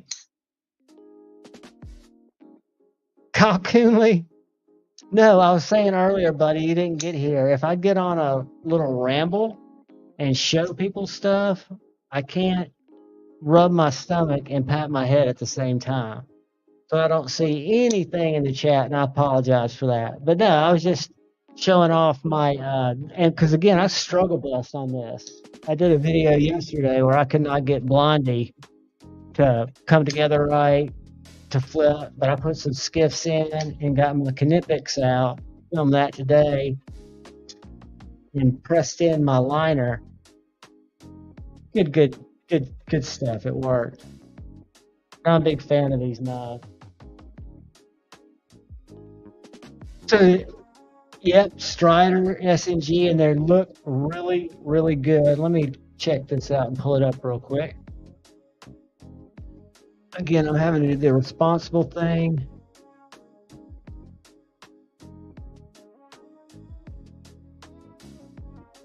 Check out some of these. They're doing some crosshatch.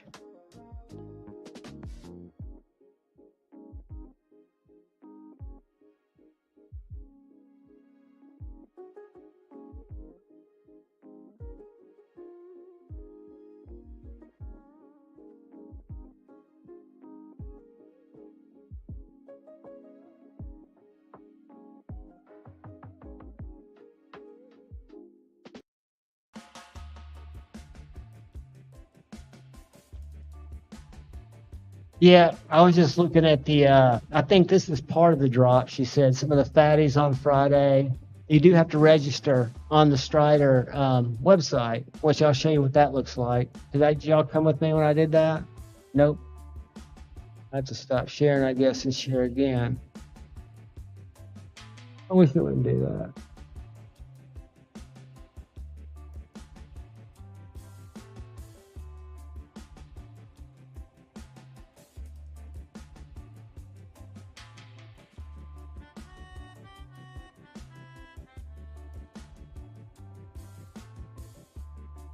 That's not it, is it? It's Strider, not Nick Strider, right? Kyle Coonley, I will make sure. How can I? Let me do something. Sorry, guys. That is a valid. I'll at least see it Friday when I'm thinking knives. I'm on the wrong site, right? It's not Mick Strider Knives. It's Strider Knives. Why is the website not pulling up?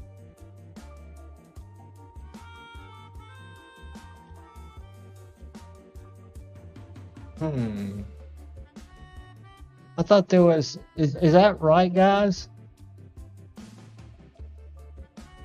But is the drop on Nick's side, or is there also a Strider knives? Because I know they're different on the, here we go. Yeah, Mixed Strider Custom Knives, all right.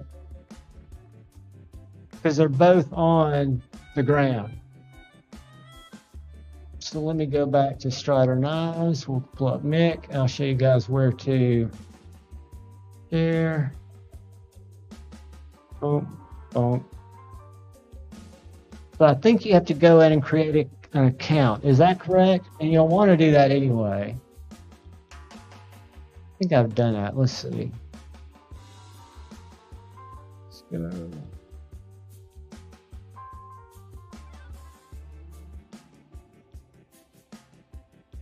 Hold on 1 second, guys.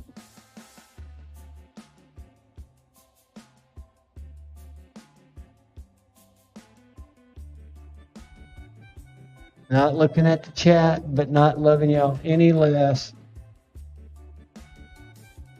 Let's see what they see. I hate doing what they suggest because I never remember it.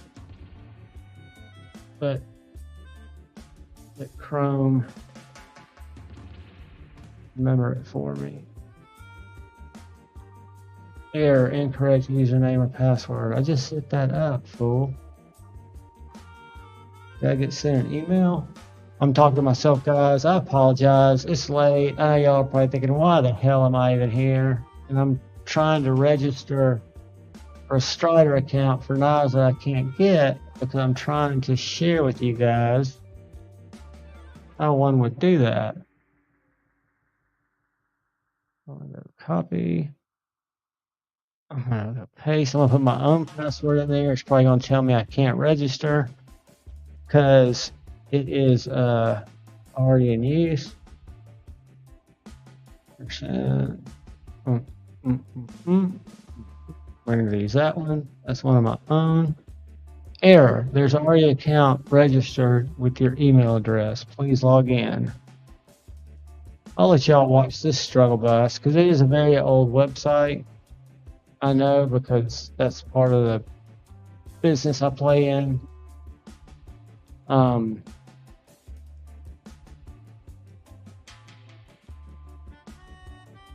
So incorrect username or password. Well, if I lost my password because it evidently didn't remind me.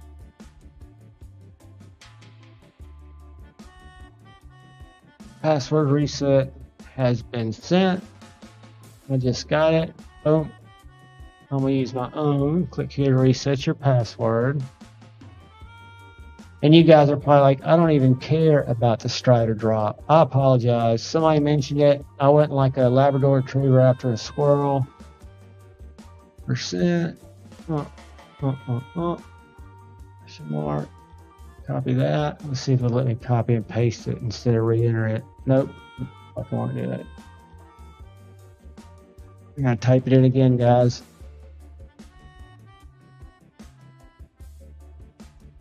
All right. Save. And then it takes me back to the login place. Watch this. Now I can share and y'all can watch the pain because I have a feeling I'm going to get the same message.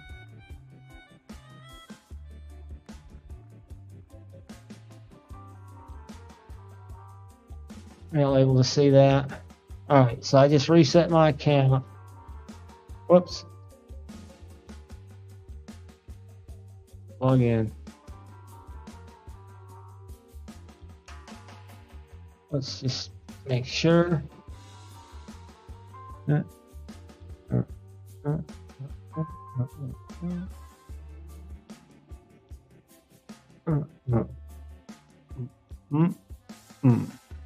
gonna go bang. Oh, let me in. Okay. So once you do this,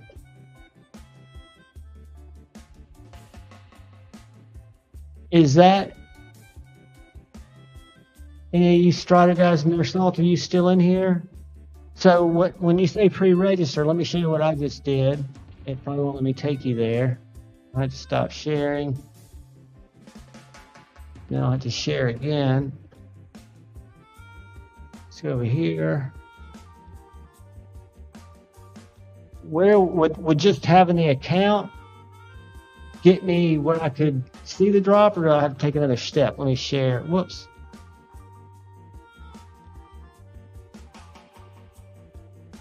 Recent orders, shipping, billing, orders, browse products. So is that once you log into their page, is that kind of the deal, Mirsoft? Let me go down here to the bottom, new comments. Level on up. What is up? Edgy, are you in here? Buddy, I was talking about you earlier. Good to see you, man. Yeah, I haven't been sleeping regularly and figured I'd jump in. Level on up. Good to see you, brother. But I've been jumping in here, getting off on a tangent, and totally forget everything going on. I just talk to myself. But Mirsoft, is that all someone needs to do? Should they be interested in Striders? Is just register to log into their page like I did? Or is there another step? I think that's all you have to do. And then Friday, if you're interested in the drop,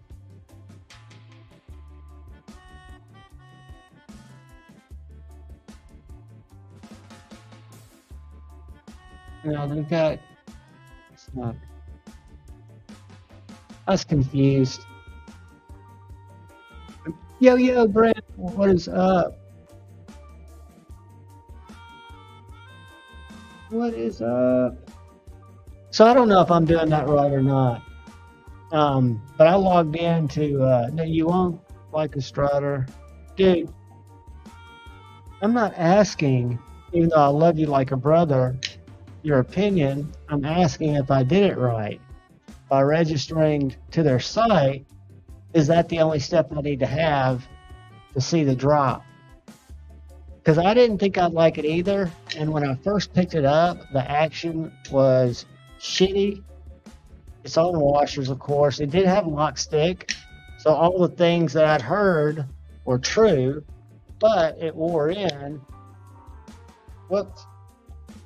It's on washer, so, but there's no lock stick. It's designed to be done this too. But I can just really appreciate the tactical, even though I'd never use it. But if I had to, I'd feel like a badass doing it. It's just, to me, awesome. I mean, I got it after the name that will not be mentioned here. But then I picked up first the little small PT207 before Paul Mills traded me this. And the little 207.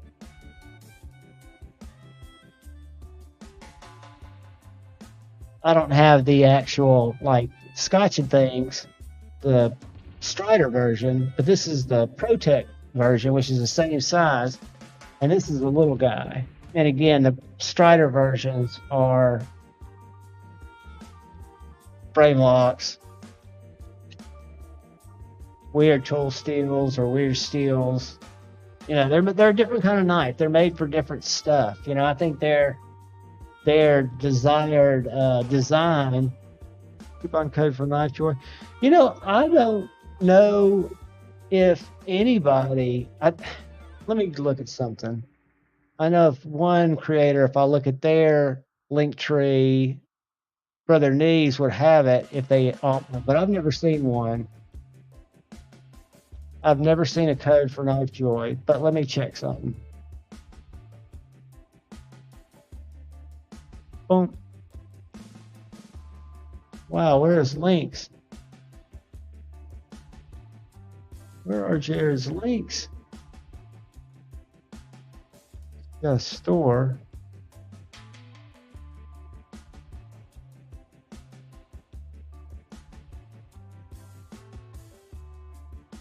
Interesting. I don't know if even Metal Complex does. Let's check Metal Complex. I thought that was sharing with y'all. Damn it. All right.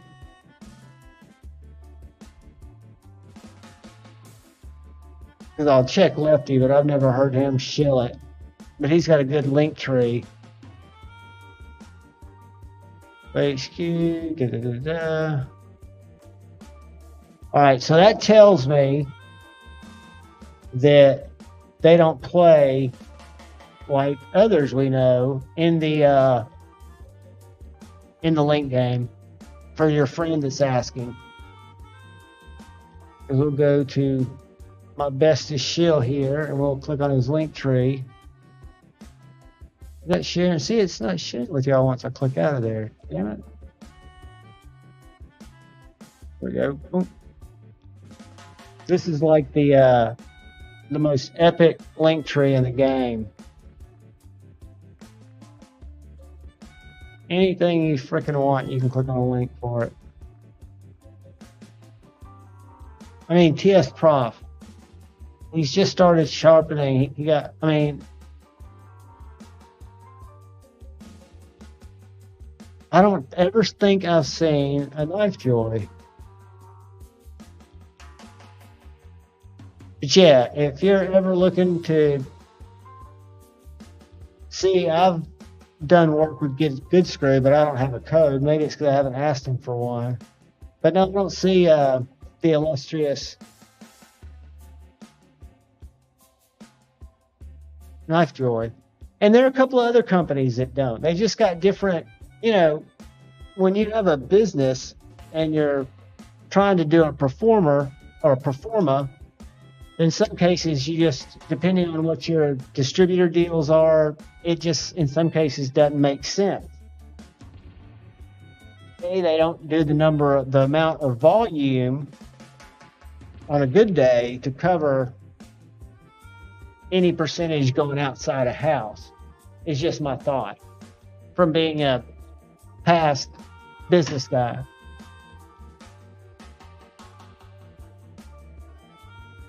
Pedro. Yeah, hey, Adam and Steve. Pretty soon he'll be doing cutaways on Adam and Steve, talking about their butt plugs, the ribbed EDC butt plugs. Take on the camping trip with you when you and your homies are out sitting around the campfire, licking your knives.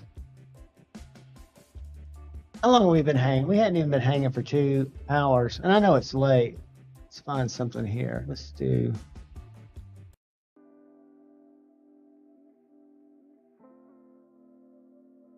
something more sleepy.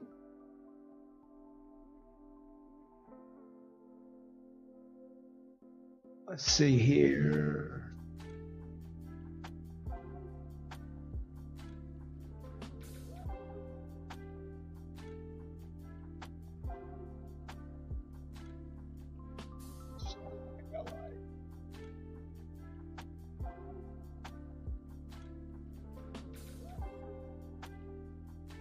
Oh, Pedro, I'm so glad you want it, buddy. It's a great knife. It really is. Loot 10 killed it. It's just when, and I picked that up because I wanted to support Loot 10. I wanted to check it out. But when I do my review on it and I don't really use it and I'm not carrying it because I've got too many knives, I'm glad it found you, buddy. That's what I talk about, knives kind of finding karma. And, yeah, most of the videos or the giveaways going forward, I'm just going to draw from the channel members randomly because we've got just a group of us in there. And that's how we did last week's. And I think it'll just make it really fair because that way I think there were a large number of channel members who either weren't seeing the videos to enter. And why make a supporter of the channel do anything except if I'm going to give away a knife, get a chance to win it, and then I'll track them down. They don't have to be there and whatnot. But again, it's not about giveaways. And I've got a couple of tanks that I'm going to give away tonight just for S&Gs. I've got sorry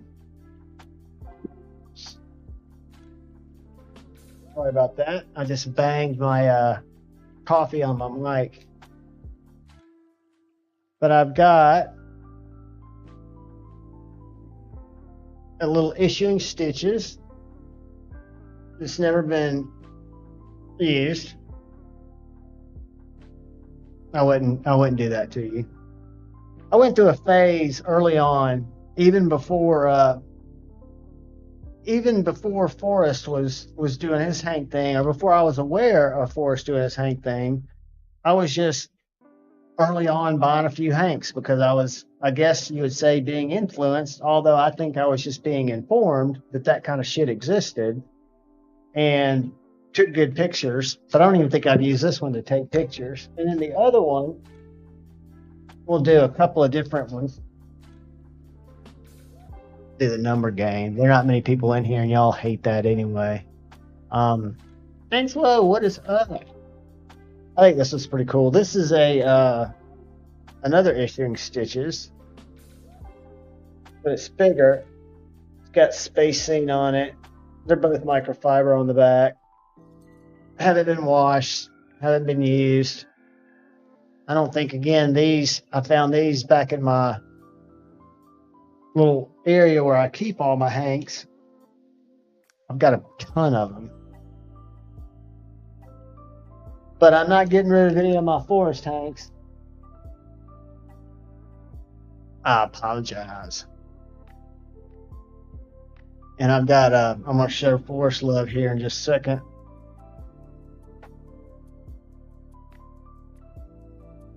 Having a hard time getting it in there the way I want to. That's what she said. Alright. So we're going to do that if y'all remind me. Do that here in just a second. We'll do a quick little numbers game. But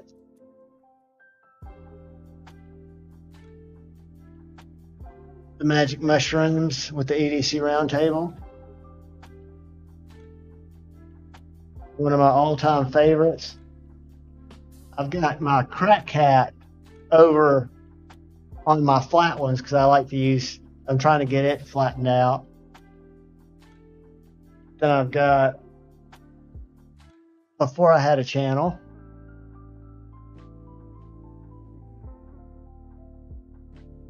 I can't believe Forrest attempted to make that.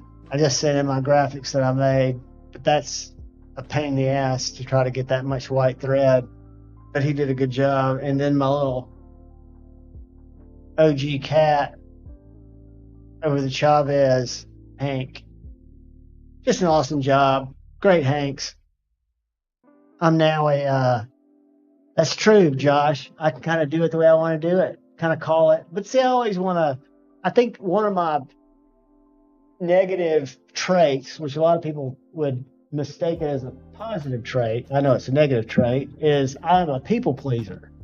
So I'm much more concerned with what you guys prefer, even though everybody says, oh, just do the random number generator, because I hate numbers too, but I know the random number generator from past experiences is not as random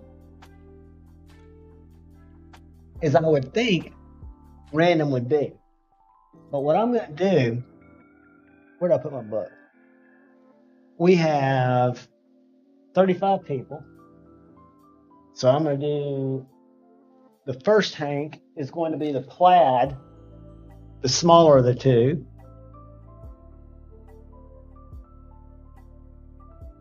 And I'll throw stickers in there and stuff too.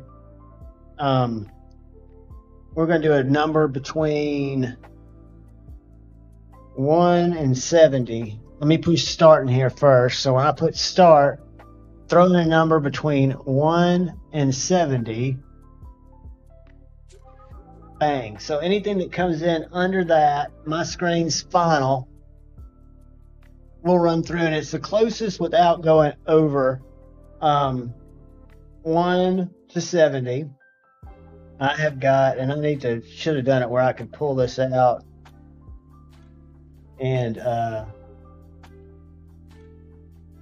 put it behind my ear, but I didn't do it that way. Yeah, I can do it that way. Let's do this. No, fuck that. I've got it written down. I'll show it to y'all when it's done. So numbers are coming in. It is between 1 and 70. Closest without going. Yeah, y'all are going high. Kyle, play your strategy, brother. And if you're not interested in the Hank, you can do it for somebody. Everybody just jump in there.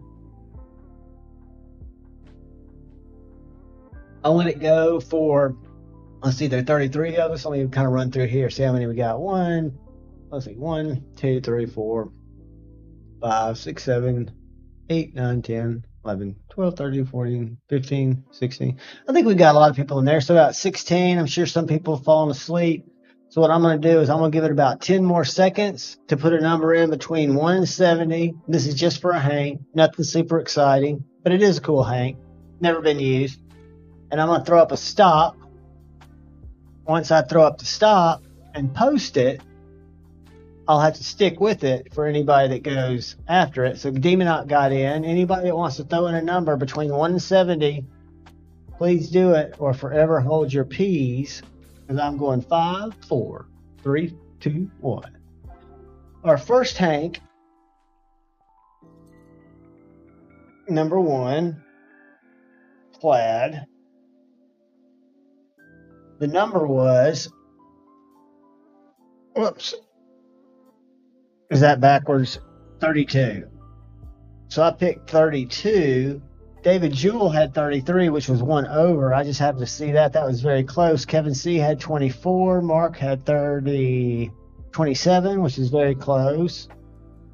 So we're looking for 30, 31, or 32. Pedro was just a little over. We're looking for 28, 29, 33. What did I say it was? 32. The 1 over Angelo. So I'm looking for 28, 29, 30, or 31, or 32. I'm going back down, but I think Mark Parks, channel member, may be the closest. Todd Carr was right under him with 27. Edgy was playing for Crispy and was close. 24, 33 is 1 over. God, y'all were close. All right, man, that's it. That's it. It's Mark Parks. Congratulations, Mark, on number 1. We'll do number 2 right now, so y'all hold on. Let me just write Mark Parks in here.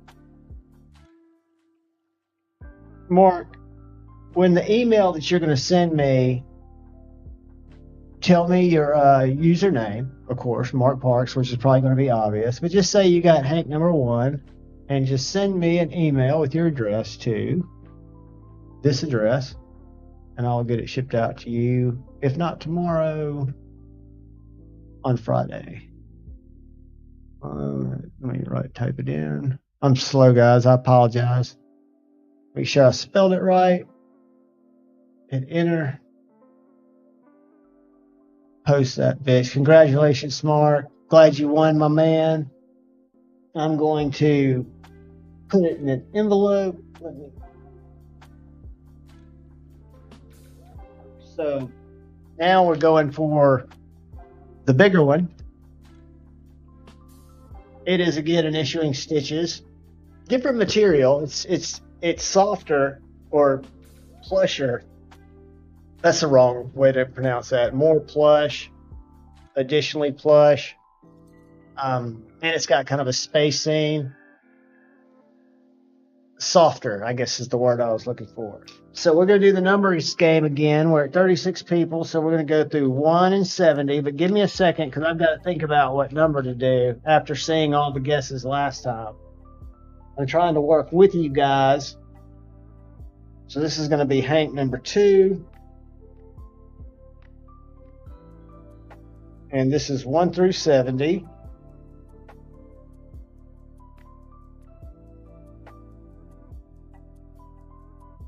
All right, I have got a number picked. I've got it circled, and I've got the book closed. So what I've got to do, when I'll cancel culture.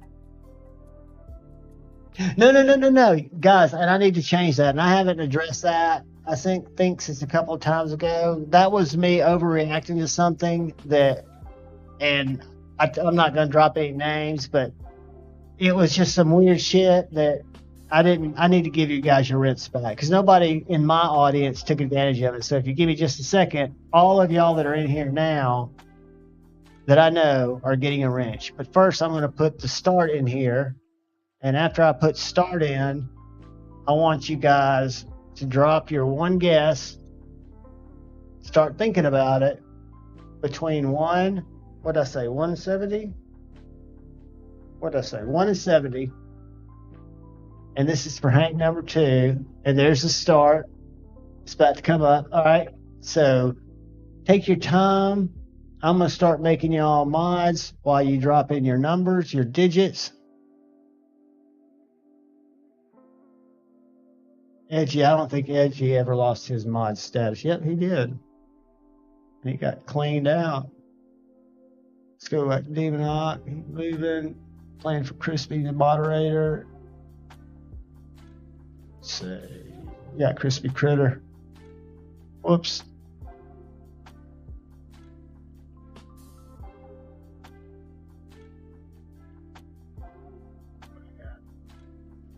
Whoops.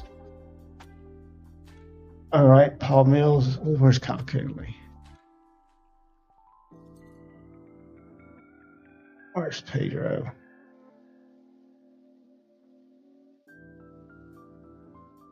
Where's Marco? This was a pain. I'm about to get. I have to stop and see who wins. Let's see. Who doesn't miss? I know I missed a lot of people. Won't show me. There's Kathleen. All right. So has everybody guessed? Has everybody got in their numbers? No. Brant. All right. Brant, give me a second. I'll get you, buddy. I'm about to type in the stop. I'm going to give you guys, like, if you haven't had a chance to guess, give you about 5 seconds. 1, 2.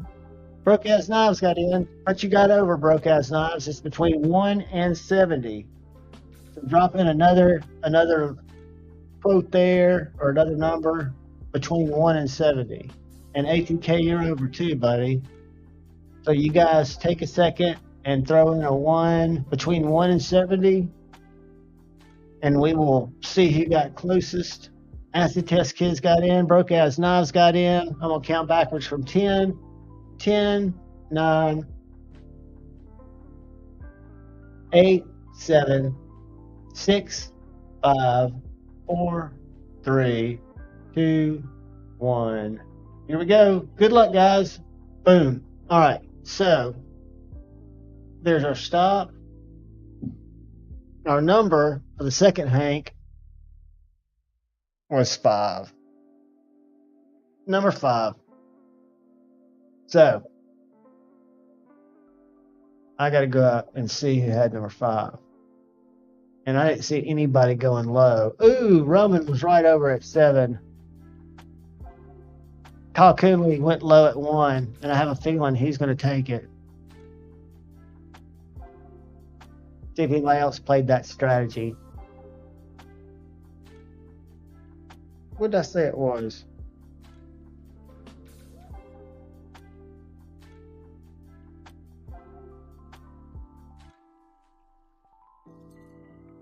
Number 5. I think Kyle Cooley, the man, the myth, the legend, is the winner. And I'll get back to giving y'all's wrenches. Congratulations, Kyle. You the man. Send me an email, my brother. I'm putting it in here in case you don't have it.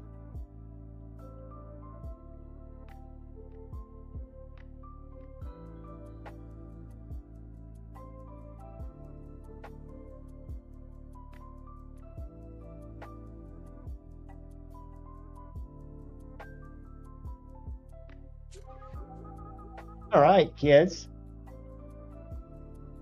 Congratulations to Brother Kyle. Let's do this.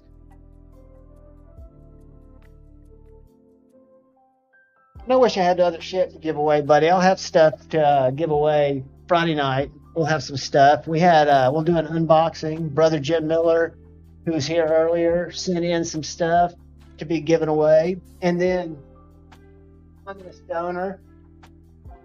Sent this in. It's not a Microtech, but it is freaking awesome. Just like the I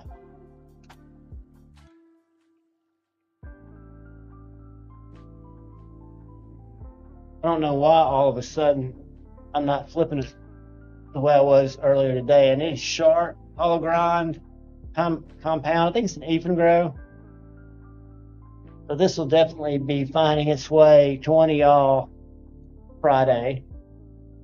I mean, dead nut centered. D2. Full backspacer. So that'll be coming up. There was some other shit I wanted to show y'all before we went, and I forgot what it was. I did show y'all my little bit bar, didn't I? I showed you guys that thing earlier. I found that at River's Edge Cutlery, and I'm a junkie for stuff like this because I fantasize about having to use it, like being out at a cabin, and I've got my T10, my T8, and my T6 there, and it's got a little detent ball, so it'll go in as a regular driver, or it's got these magnetic, a T handle, or if you really want to get some levy wedgie on it, and it'll hold any 3 bits, right? So I just happened to put Torx in there, but you could have a flathead, you could have a Phillips, and then it stores away. See the little detent balls? Which I thought was really cool, and it shows you which way your bit should go in there. Kyle Coonley has been a supporter for 8 months. Thank you, brother. I'll send it to Palmer. He's young, so he can win a Hank. That is a kind gesture, dude. And Palmer, if you would, and I'm going to start giving y'all, you won't get Tom A, buddy. I'm about to give you a wrench. I'm going to throw my email in there again so that brother Palmer can send me, and then I've got to get wrenches out. Y'all don't be, with great power comes great responsibility. So if you start putting people out and anybody starts bullying people, because Brant, I personally know, is not out there bullying anybody and doesn't need to be moderated. But if y'all start throwing people in timeout, that's frustrating, and that's what we don't want. I want this to be an absolutely laid-back place for anybody to come and hang out, irregardless of the brands they support, irregardless of their political views, their religious beliefs, their sexual persuasion, whatever, that doesn't have any bearing on me. I love you all the same, so it is awesome. Kyle, you are a gentleman, a scholar, a fantastic human being. Yeah, y'all don't time out Brant. Palmer, send me your email address, brother. Let me go back and put it in here, or send me your, not email address, send me your mail address, and I'll send you the Hank, youngster. And I'm going to get back over here, and the first thing I'm going to do... Yeah, Brant, that's true. I see edgy. If it was just a one-time thing, it's kind of like an initiation, and don't take it personally. You're loved. There he is. Yeah, and that's usually why people get timed out for nothing. But again, I got a lot of people that are moderators. Let's see. Because I have to go to the other app, i.e. YouTube. I'm curious about something. Hold on one second, guys. Sure. So again, I'm in that place where I can't see you kids. But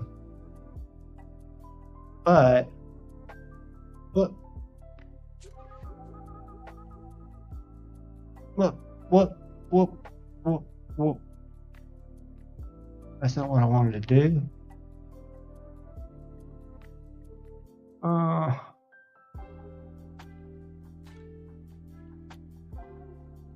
All right, so that's not it.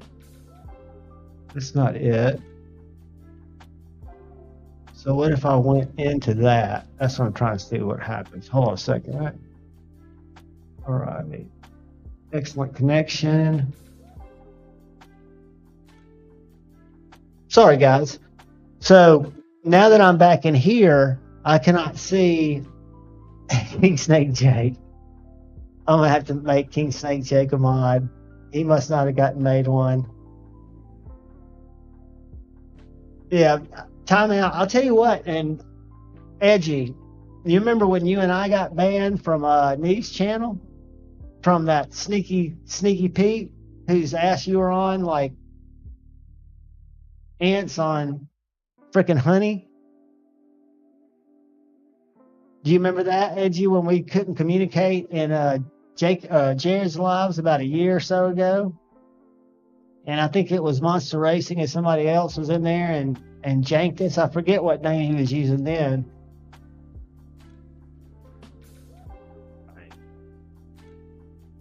Palmer's a moderator. King Snake Jake's a moderator. Pedro's a moderator. And I think everybody's modded up. Awesome, guys.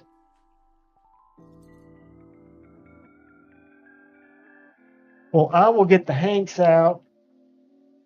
And I just figured I'd go live because I won't go to sleep till 4:30, but I've got a couple of videos that I can make. That's what I do. That's another thing. And again, I'm not shilling for memberships, but I don't have a lot that I do. But one of the things I do, because I don't do a lot of special content, because I'll be honest with you guys, and I'm sure if you guys have made content, you'll get this. You go through writer's block, and writer's the wrong word because I don't write scripts, but you have to think out. What I do is I keep a notebook with the knives that I want to review of my collection or knives that have come in. And I've got a couple that A to Z's got. That one, I don't think Edgy was in. Edgy, check this knife out that's coming in to brother A to Z. This guy's in Jackson, Tennessee. He's a young guy, young enough to be my son, but he's got a young family. His name's Jamie Simon. Have you ever heard of Simon Knives? Check this out. This is the knife that A to Z bought. He says here that it's the Unto Flipper, and it has a Spidey hole for opener. He's licensed to use the hole by Spyderco, and he tagged him there. But look at that little beast. I'm going to get to bring that to you guys as a overview. It won't really be a review. It's a custom knife.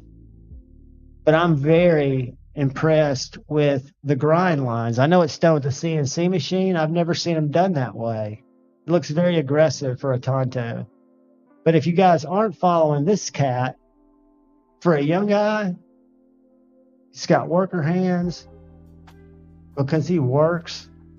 I'd never heard of his knives. And then when I found out he was in Jackson, like I said earlier when I started, that's where I met my ex-wife. That's where I came back. I lived there for 3 years.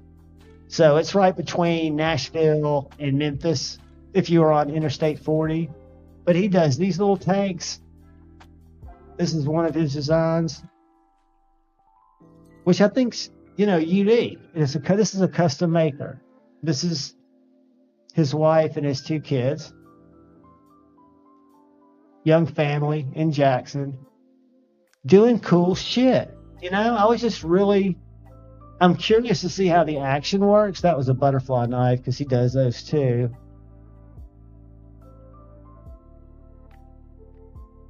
That's a buddy that came by to look at his knives. That's not his car. Which makes sense. If you're selling knives for as much as these are, that guy, it would be like him buying a Savini. Because all things are relative. But yeah, this gentleman makes some really cool stuff. And I don't spend enough time on Instagram because I get overwhelmed with social chatter, social media. That must be him and his little kids. I'm all about supporting U.S. makers, family businesses, duck hunters, fishermen. Yeah, I'm in. So what I'm going to do is I'm going to do the overview of the knife.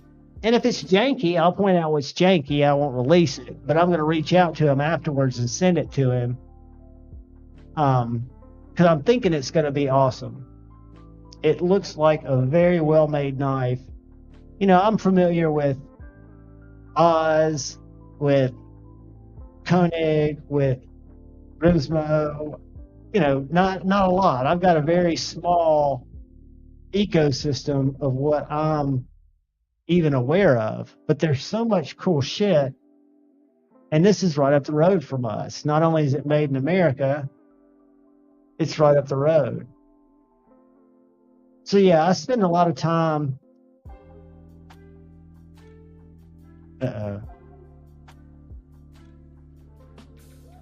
Yeah, on Instagram, but I'm never in my messages. And then that makes me get anxiety because I know that there are messages sitting over there. So I'll check my messages every couple of days on Instagram. Because I just can't do all that.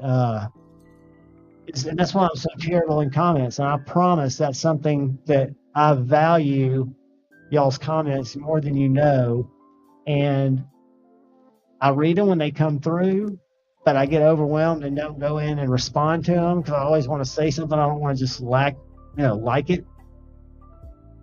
Palmer, I don't know. And I don't know if at this point it's because like I say, I don't think this guy, and it may be a percentage, I don't know how rude Spyderco would be, but I would almost think the fact that a young maker asked, they may, the fact that I don't know what the dimensions on that patent is because we see so many other shapes of opening hole.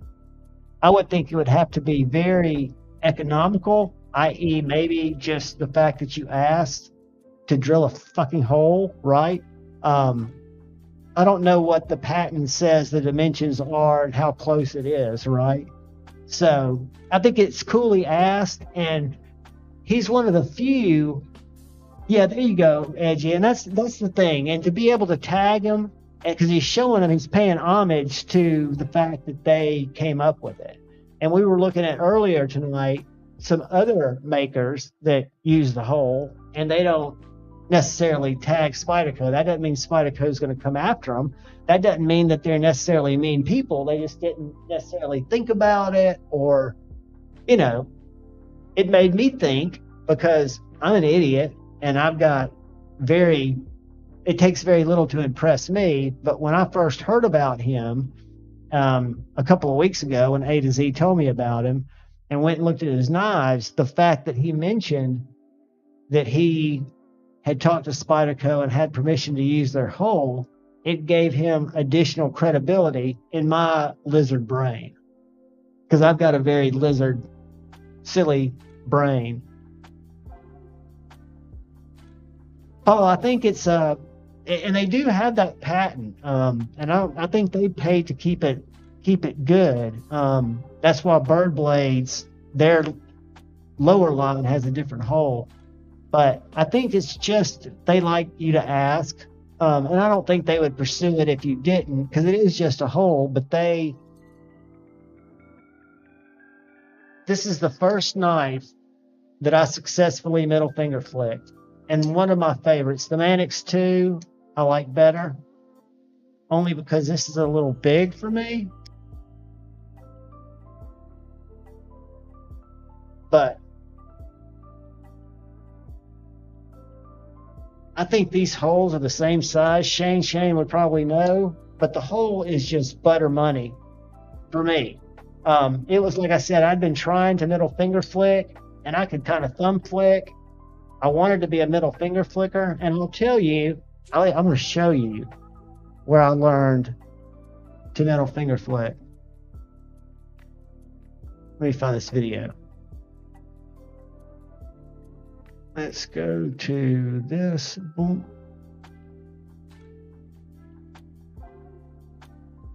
Let me Google this. Or not Google. Yahoo Tube this one. Finger flick. But this made it all make sense to me.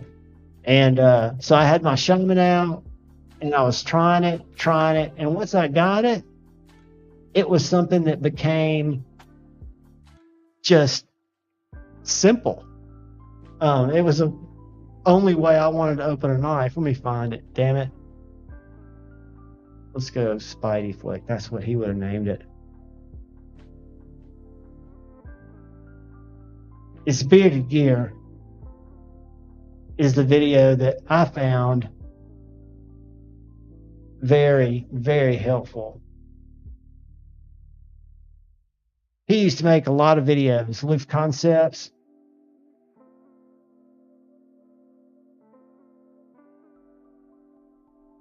Where is he? Where is he? Here it is. That's his signature knife flip. I don't want to say this one right here. I'm going to share this with you guys. Because again, if y'all are new and you're wanting to Spidey flick, it can be. I used to cut myself all the time. But this too familiar at this point. Speaking of which, these shirts are available on my Teespring, which is linked down below. Anyway, I've just finished up recording a couple of videos, and I've got a few minutes left here before the next thing I got to do today. And where I've been. Welcome to High Level. We're an all-in-one platform that gives you everything you need. Having the conversation with some people. So let's flip it around. People don't understand. I just naturally did this and I paused because this is where I'm actually at. I suspend the knife between two places. The first one is right back here, kind of on my palm. See how it's nestled in on there? And then the other spot is on my pointer finger up here. Now my pointer finger has to be pointing directly out in front of the knife. I can't be curving in, otherwise I'm blocking the blade, right? I have to have my finger straight out. The other fingers naturally go straight out just because that's the way my hand kind of flares to stay out of the way of the blade. Anyway, but I'm suspending it between those 2 points. The rest of it, again, I just make a nice platform between those 2 points. You guys don't bada boom, watch Gears old videos. It feels like I'm going to get the right amount of tension, and boom. Very instrumental. A little different. On this Benchmade Anthem, I'm using I can use the nail. That's what I like to do. See if I can use the coin pocket. And it's just a tiny little guy. Very, very small. Happens to be a frame lock, runs on bearings, so it's also quite smooth. Now, when I set up a platform on this one, focus. When I set up a platform on this one, you'll notice it's way further in on my palm. But you guys check that out. Check out Bearded Gear. I always would use my index finger too. My pointer was what I used to, and I can't anymore. But once I learned, because it always looked effortless. And again, I'm lucky to where I don't have arthritis in my hands. But I'm also a big fan of the right flipper knife. Do I have one out here? No, but let me show you. Like this knife right here. This Mr. Designs Cypher D. I would 6 months ago, I would not have bought a flipper only knife. Look how thin that is. And I put the titanium scales on it. It came with carbon fiber, so it was super light. But it has got some fly out, drop shut, flipper only action. It is a banger.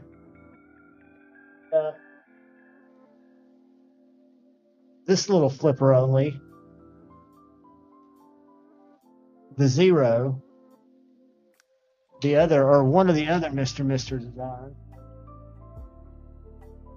And then I picked up, this was probably the best Black Friday deal, this IQ quiet carry, this M390 IQL, which is a large IQ, which is just a great little flipper, sheep's foot. It's not Van X, but it's M390. This is on sale for $148. 300 or 310 was retail on this, and they had this variation and the stainless variation, or the stonewash variation, for $148, $149. It's a great flipper only, and I really have come back to where I like a well done flipper tab. I can really appreciate it. Like this little guy here is such low profile. And then I got to review A to Z's F22 Oser kickstop, which I'd never experienced the kickstop flipper. And that made me think everything that you wouldn't like about a flipper, which this doesn't come out at all. It actually goes to where the lock bar is. So when I click that flipper, I've got nothing coming out there.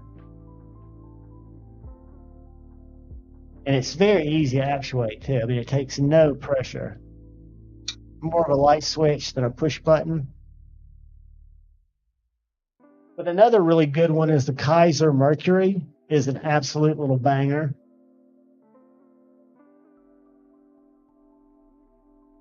It's a good one, but it's over there.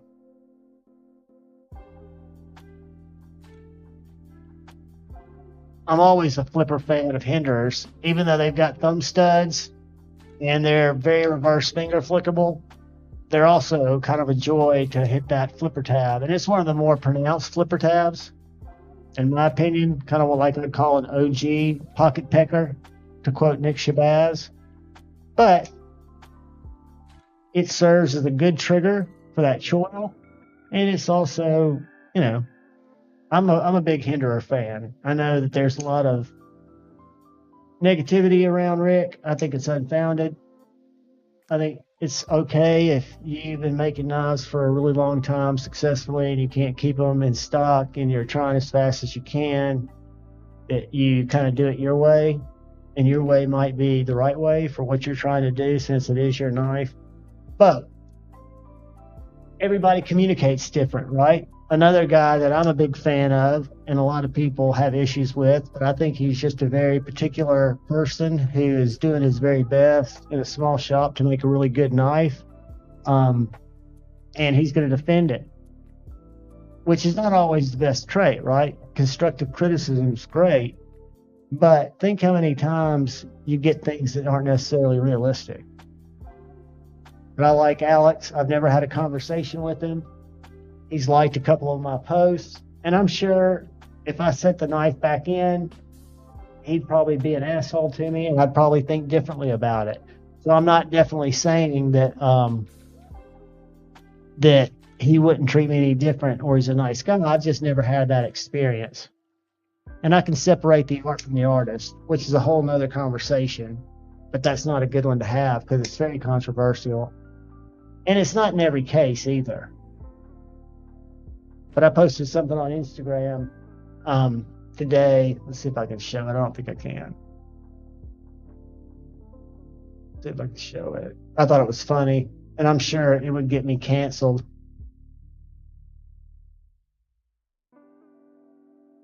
I'll put it in my story.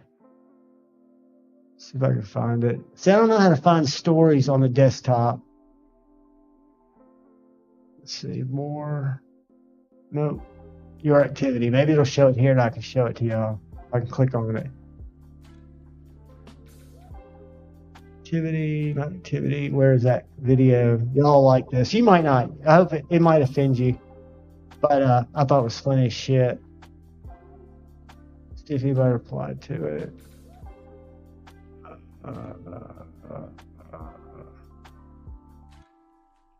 No.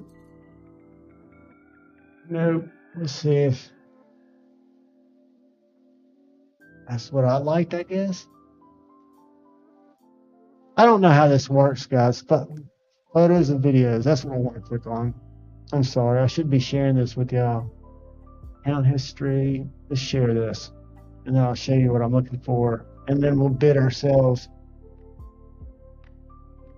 Let's go to here. Let's see if it's found it. All right. So I'm back in the, guys, so this is just my shit. I'm looking for my story that I shared. So photos and videos.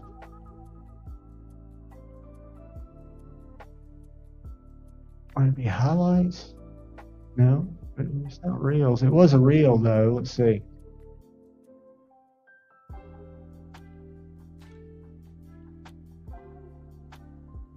Nope. I know it was.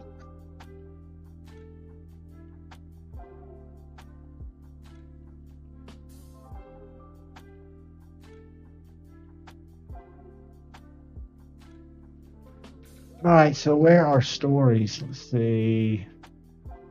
Mountain history, I don't want that. All right, I guess it's not there. But it's anyway, it's Miss Kanye. Let me just find it.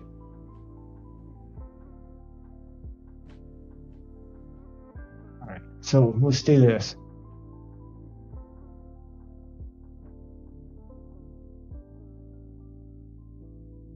Put search. Whoops.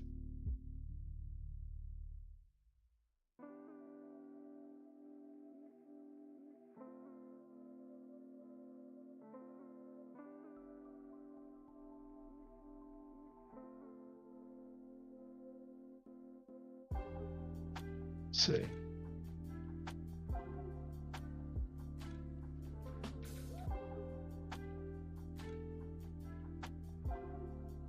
This goes through my click history, so maybe it'll show it to me again. I scroll through here, and I apologize for showing y'all my weird click history.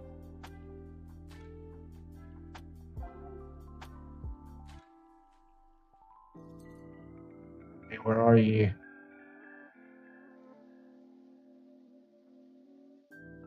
All right, I'm gonna try something. See if it'll serve it to me this way.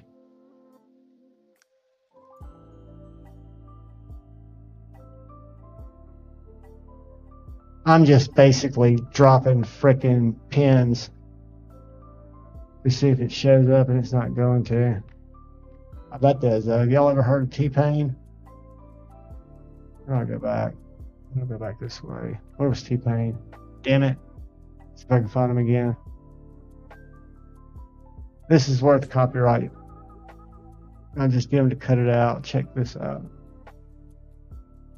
Where was he? Where was he? Where was he? Oh, I missed it again. Damn it. Alright, that's pissed me off. Y'all probably all left. I'll probably have no viewers, which is okay. I'm gonna get to T-Pain. And I'm gonna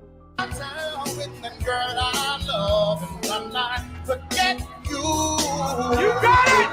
I guess the change in my pocket wasn't enough, and I'm like, forget you and forget her. That'll get me whacked, but still, he's so good. That's not what I was looking for. The one I was looking for said, I miss the old Kanye, and it was freaking funny. Same song. Let's go to T-Pain. Original. Have y'all seen the T-Pain on YouTube? This right here. Hold on. And then I'll let's see if I've got anybody in here, since I have not been going here. Yeah, we still got 27 people. Give me 1 second, guys. Y'all are gonna like this. Whoops. Stop that. T-Pain. Have y'all seen what? All right, let me pause that. Let me share it, because I'm going to share the link. Because y'all need to put this in your watch later. Hold on. This is a little like 7-song deal. But his voice is the shit. Let's do this, share that. Click on that link and listen to this. What? I think I better go. I wanna fly. This ain't a cover. I just really like this beat. It's dope as people that you love in the room and shit, and you got reasons that you're doing this.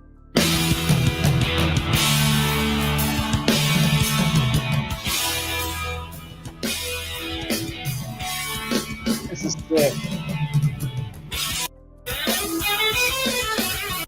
Death and hatred to mankind, poisoning their brainwashed mind. So much pain.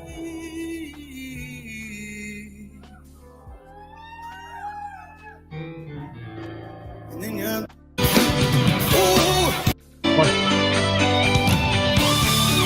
a singer in a smoky room, smell of wine and cheap perfume. That was our key, keyboard. For the smile they can share the night, it goes on and on and on and on. Straight. I mean, he's just so talented. And his band's talented too. But anyway, y'all watch that. I'm sure I'll get strikes for it, but that's okay. Yeah, I mean, Jeffrey, you're exactly right. And there's a lot of T-Pain on YouTube, but that particular like lounge performance, as I call it, is awesome. Later, Twang. All right, guys, I appreciate y'all hanging out with me tonight for this weird, what would we call it, Insomniacs Live, where I just basically talked to myself and ignored y'all. I didn't mean to. I love each and every one of you. All right, guys, I appreciate each and every one of you. I will be back around Friday night for Friday Night Flicks. I love you all. Look out for the guy or gal to your left. Please look out for the guy or gal to your right. Look out for each other. Go forward with love in your heart. And if possible, unless you're pocket metal, then you can hate openly. Choose to bait, not hate. I love you all. Peace. I pushed the wrong button.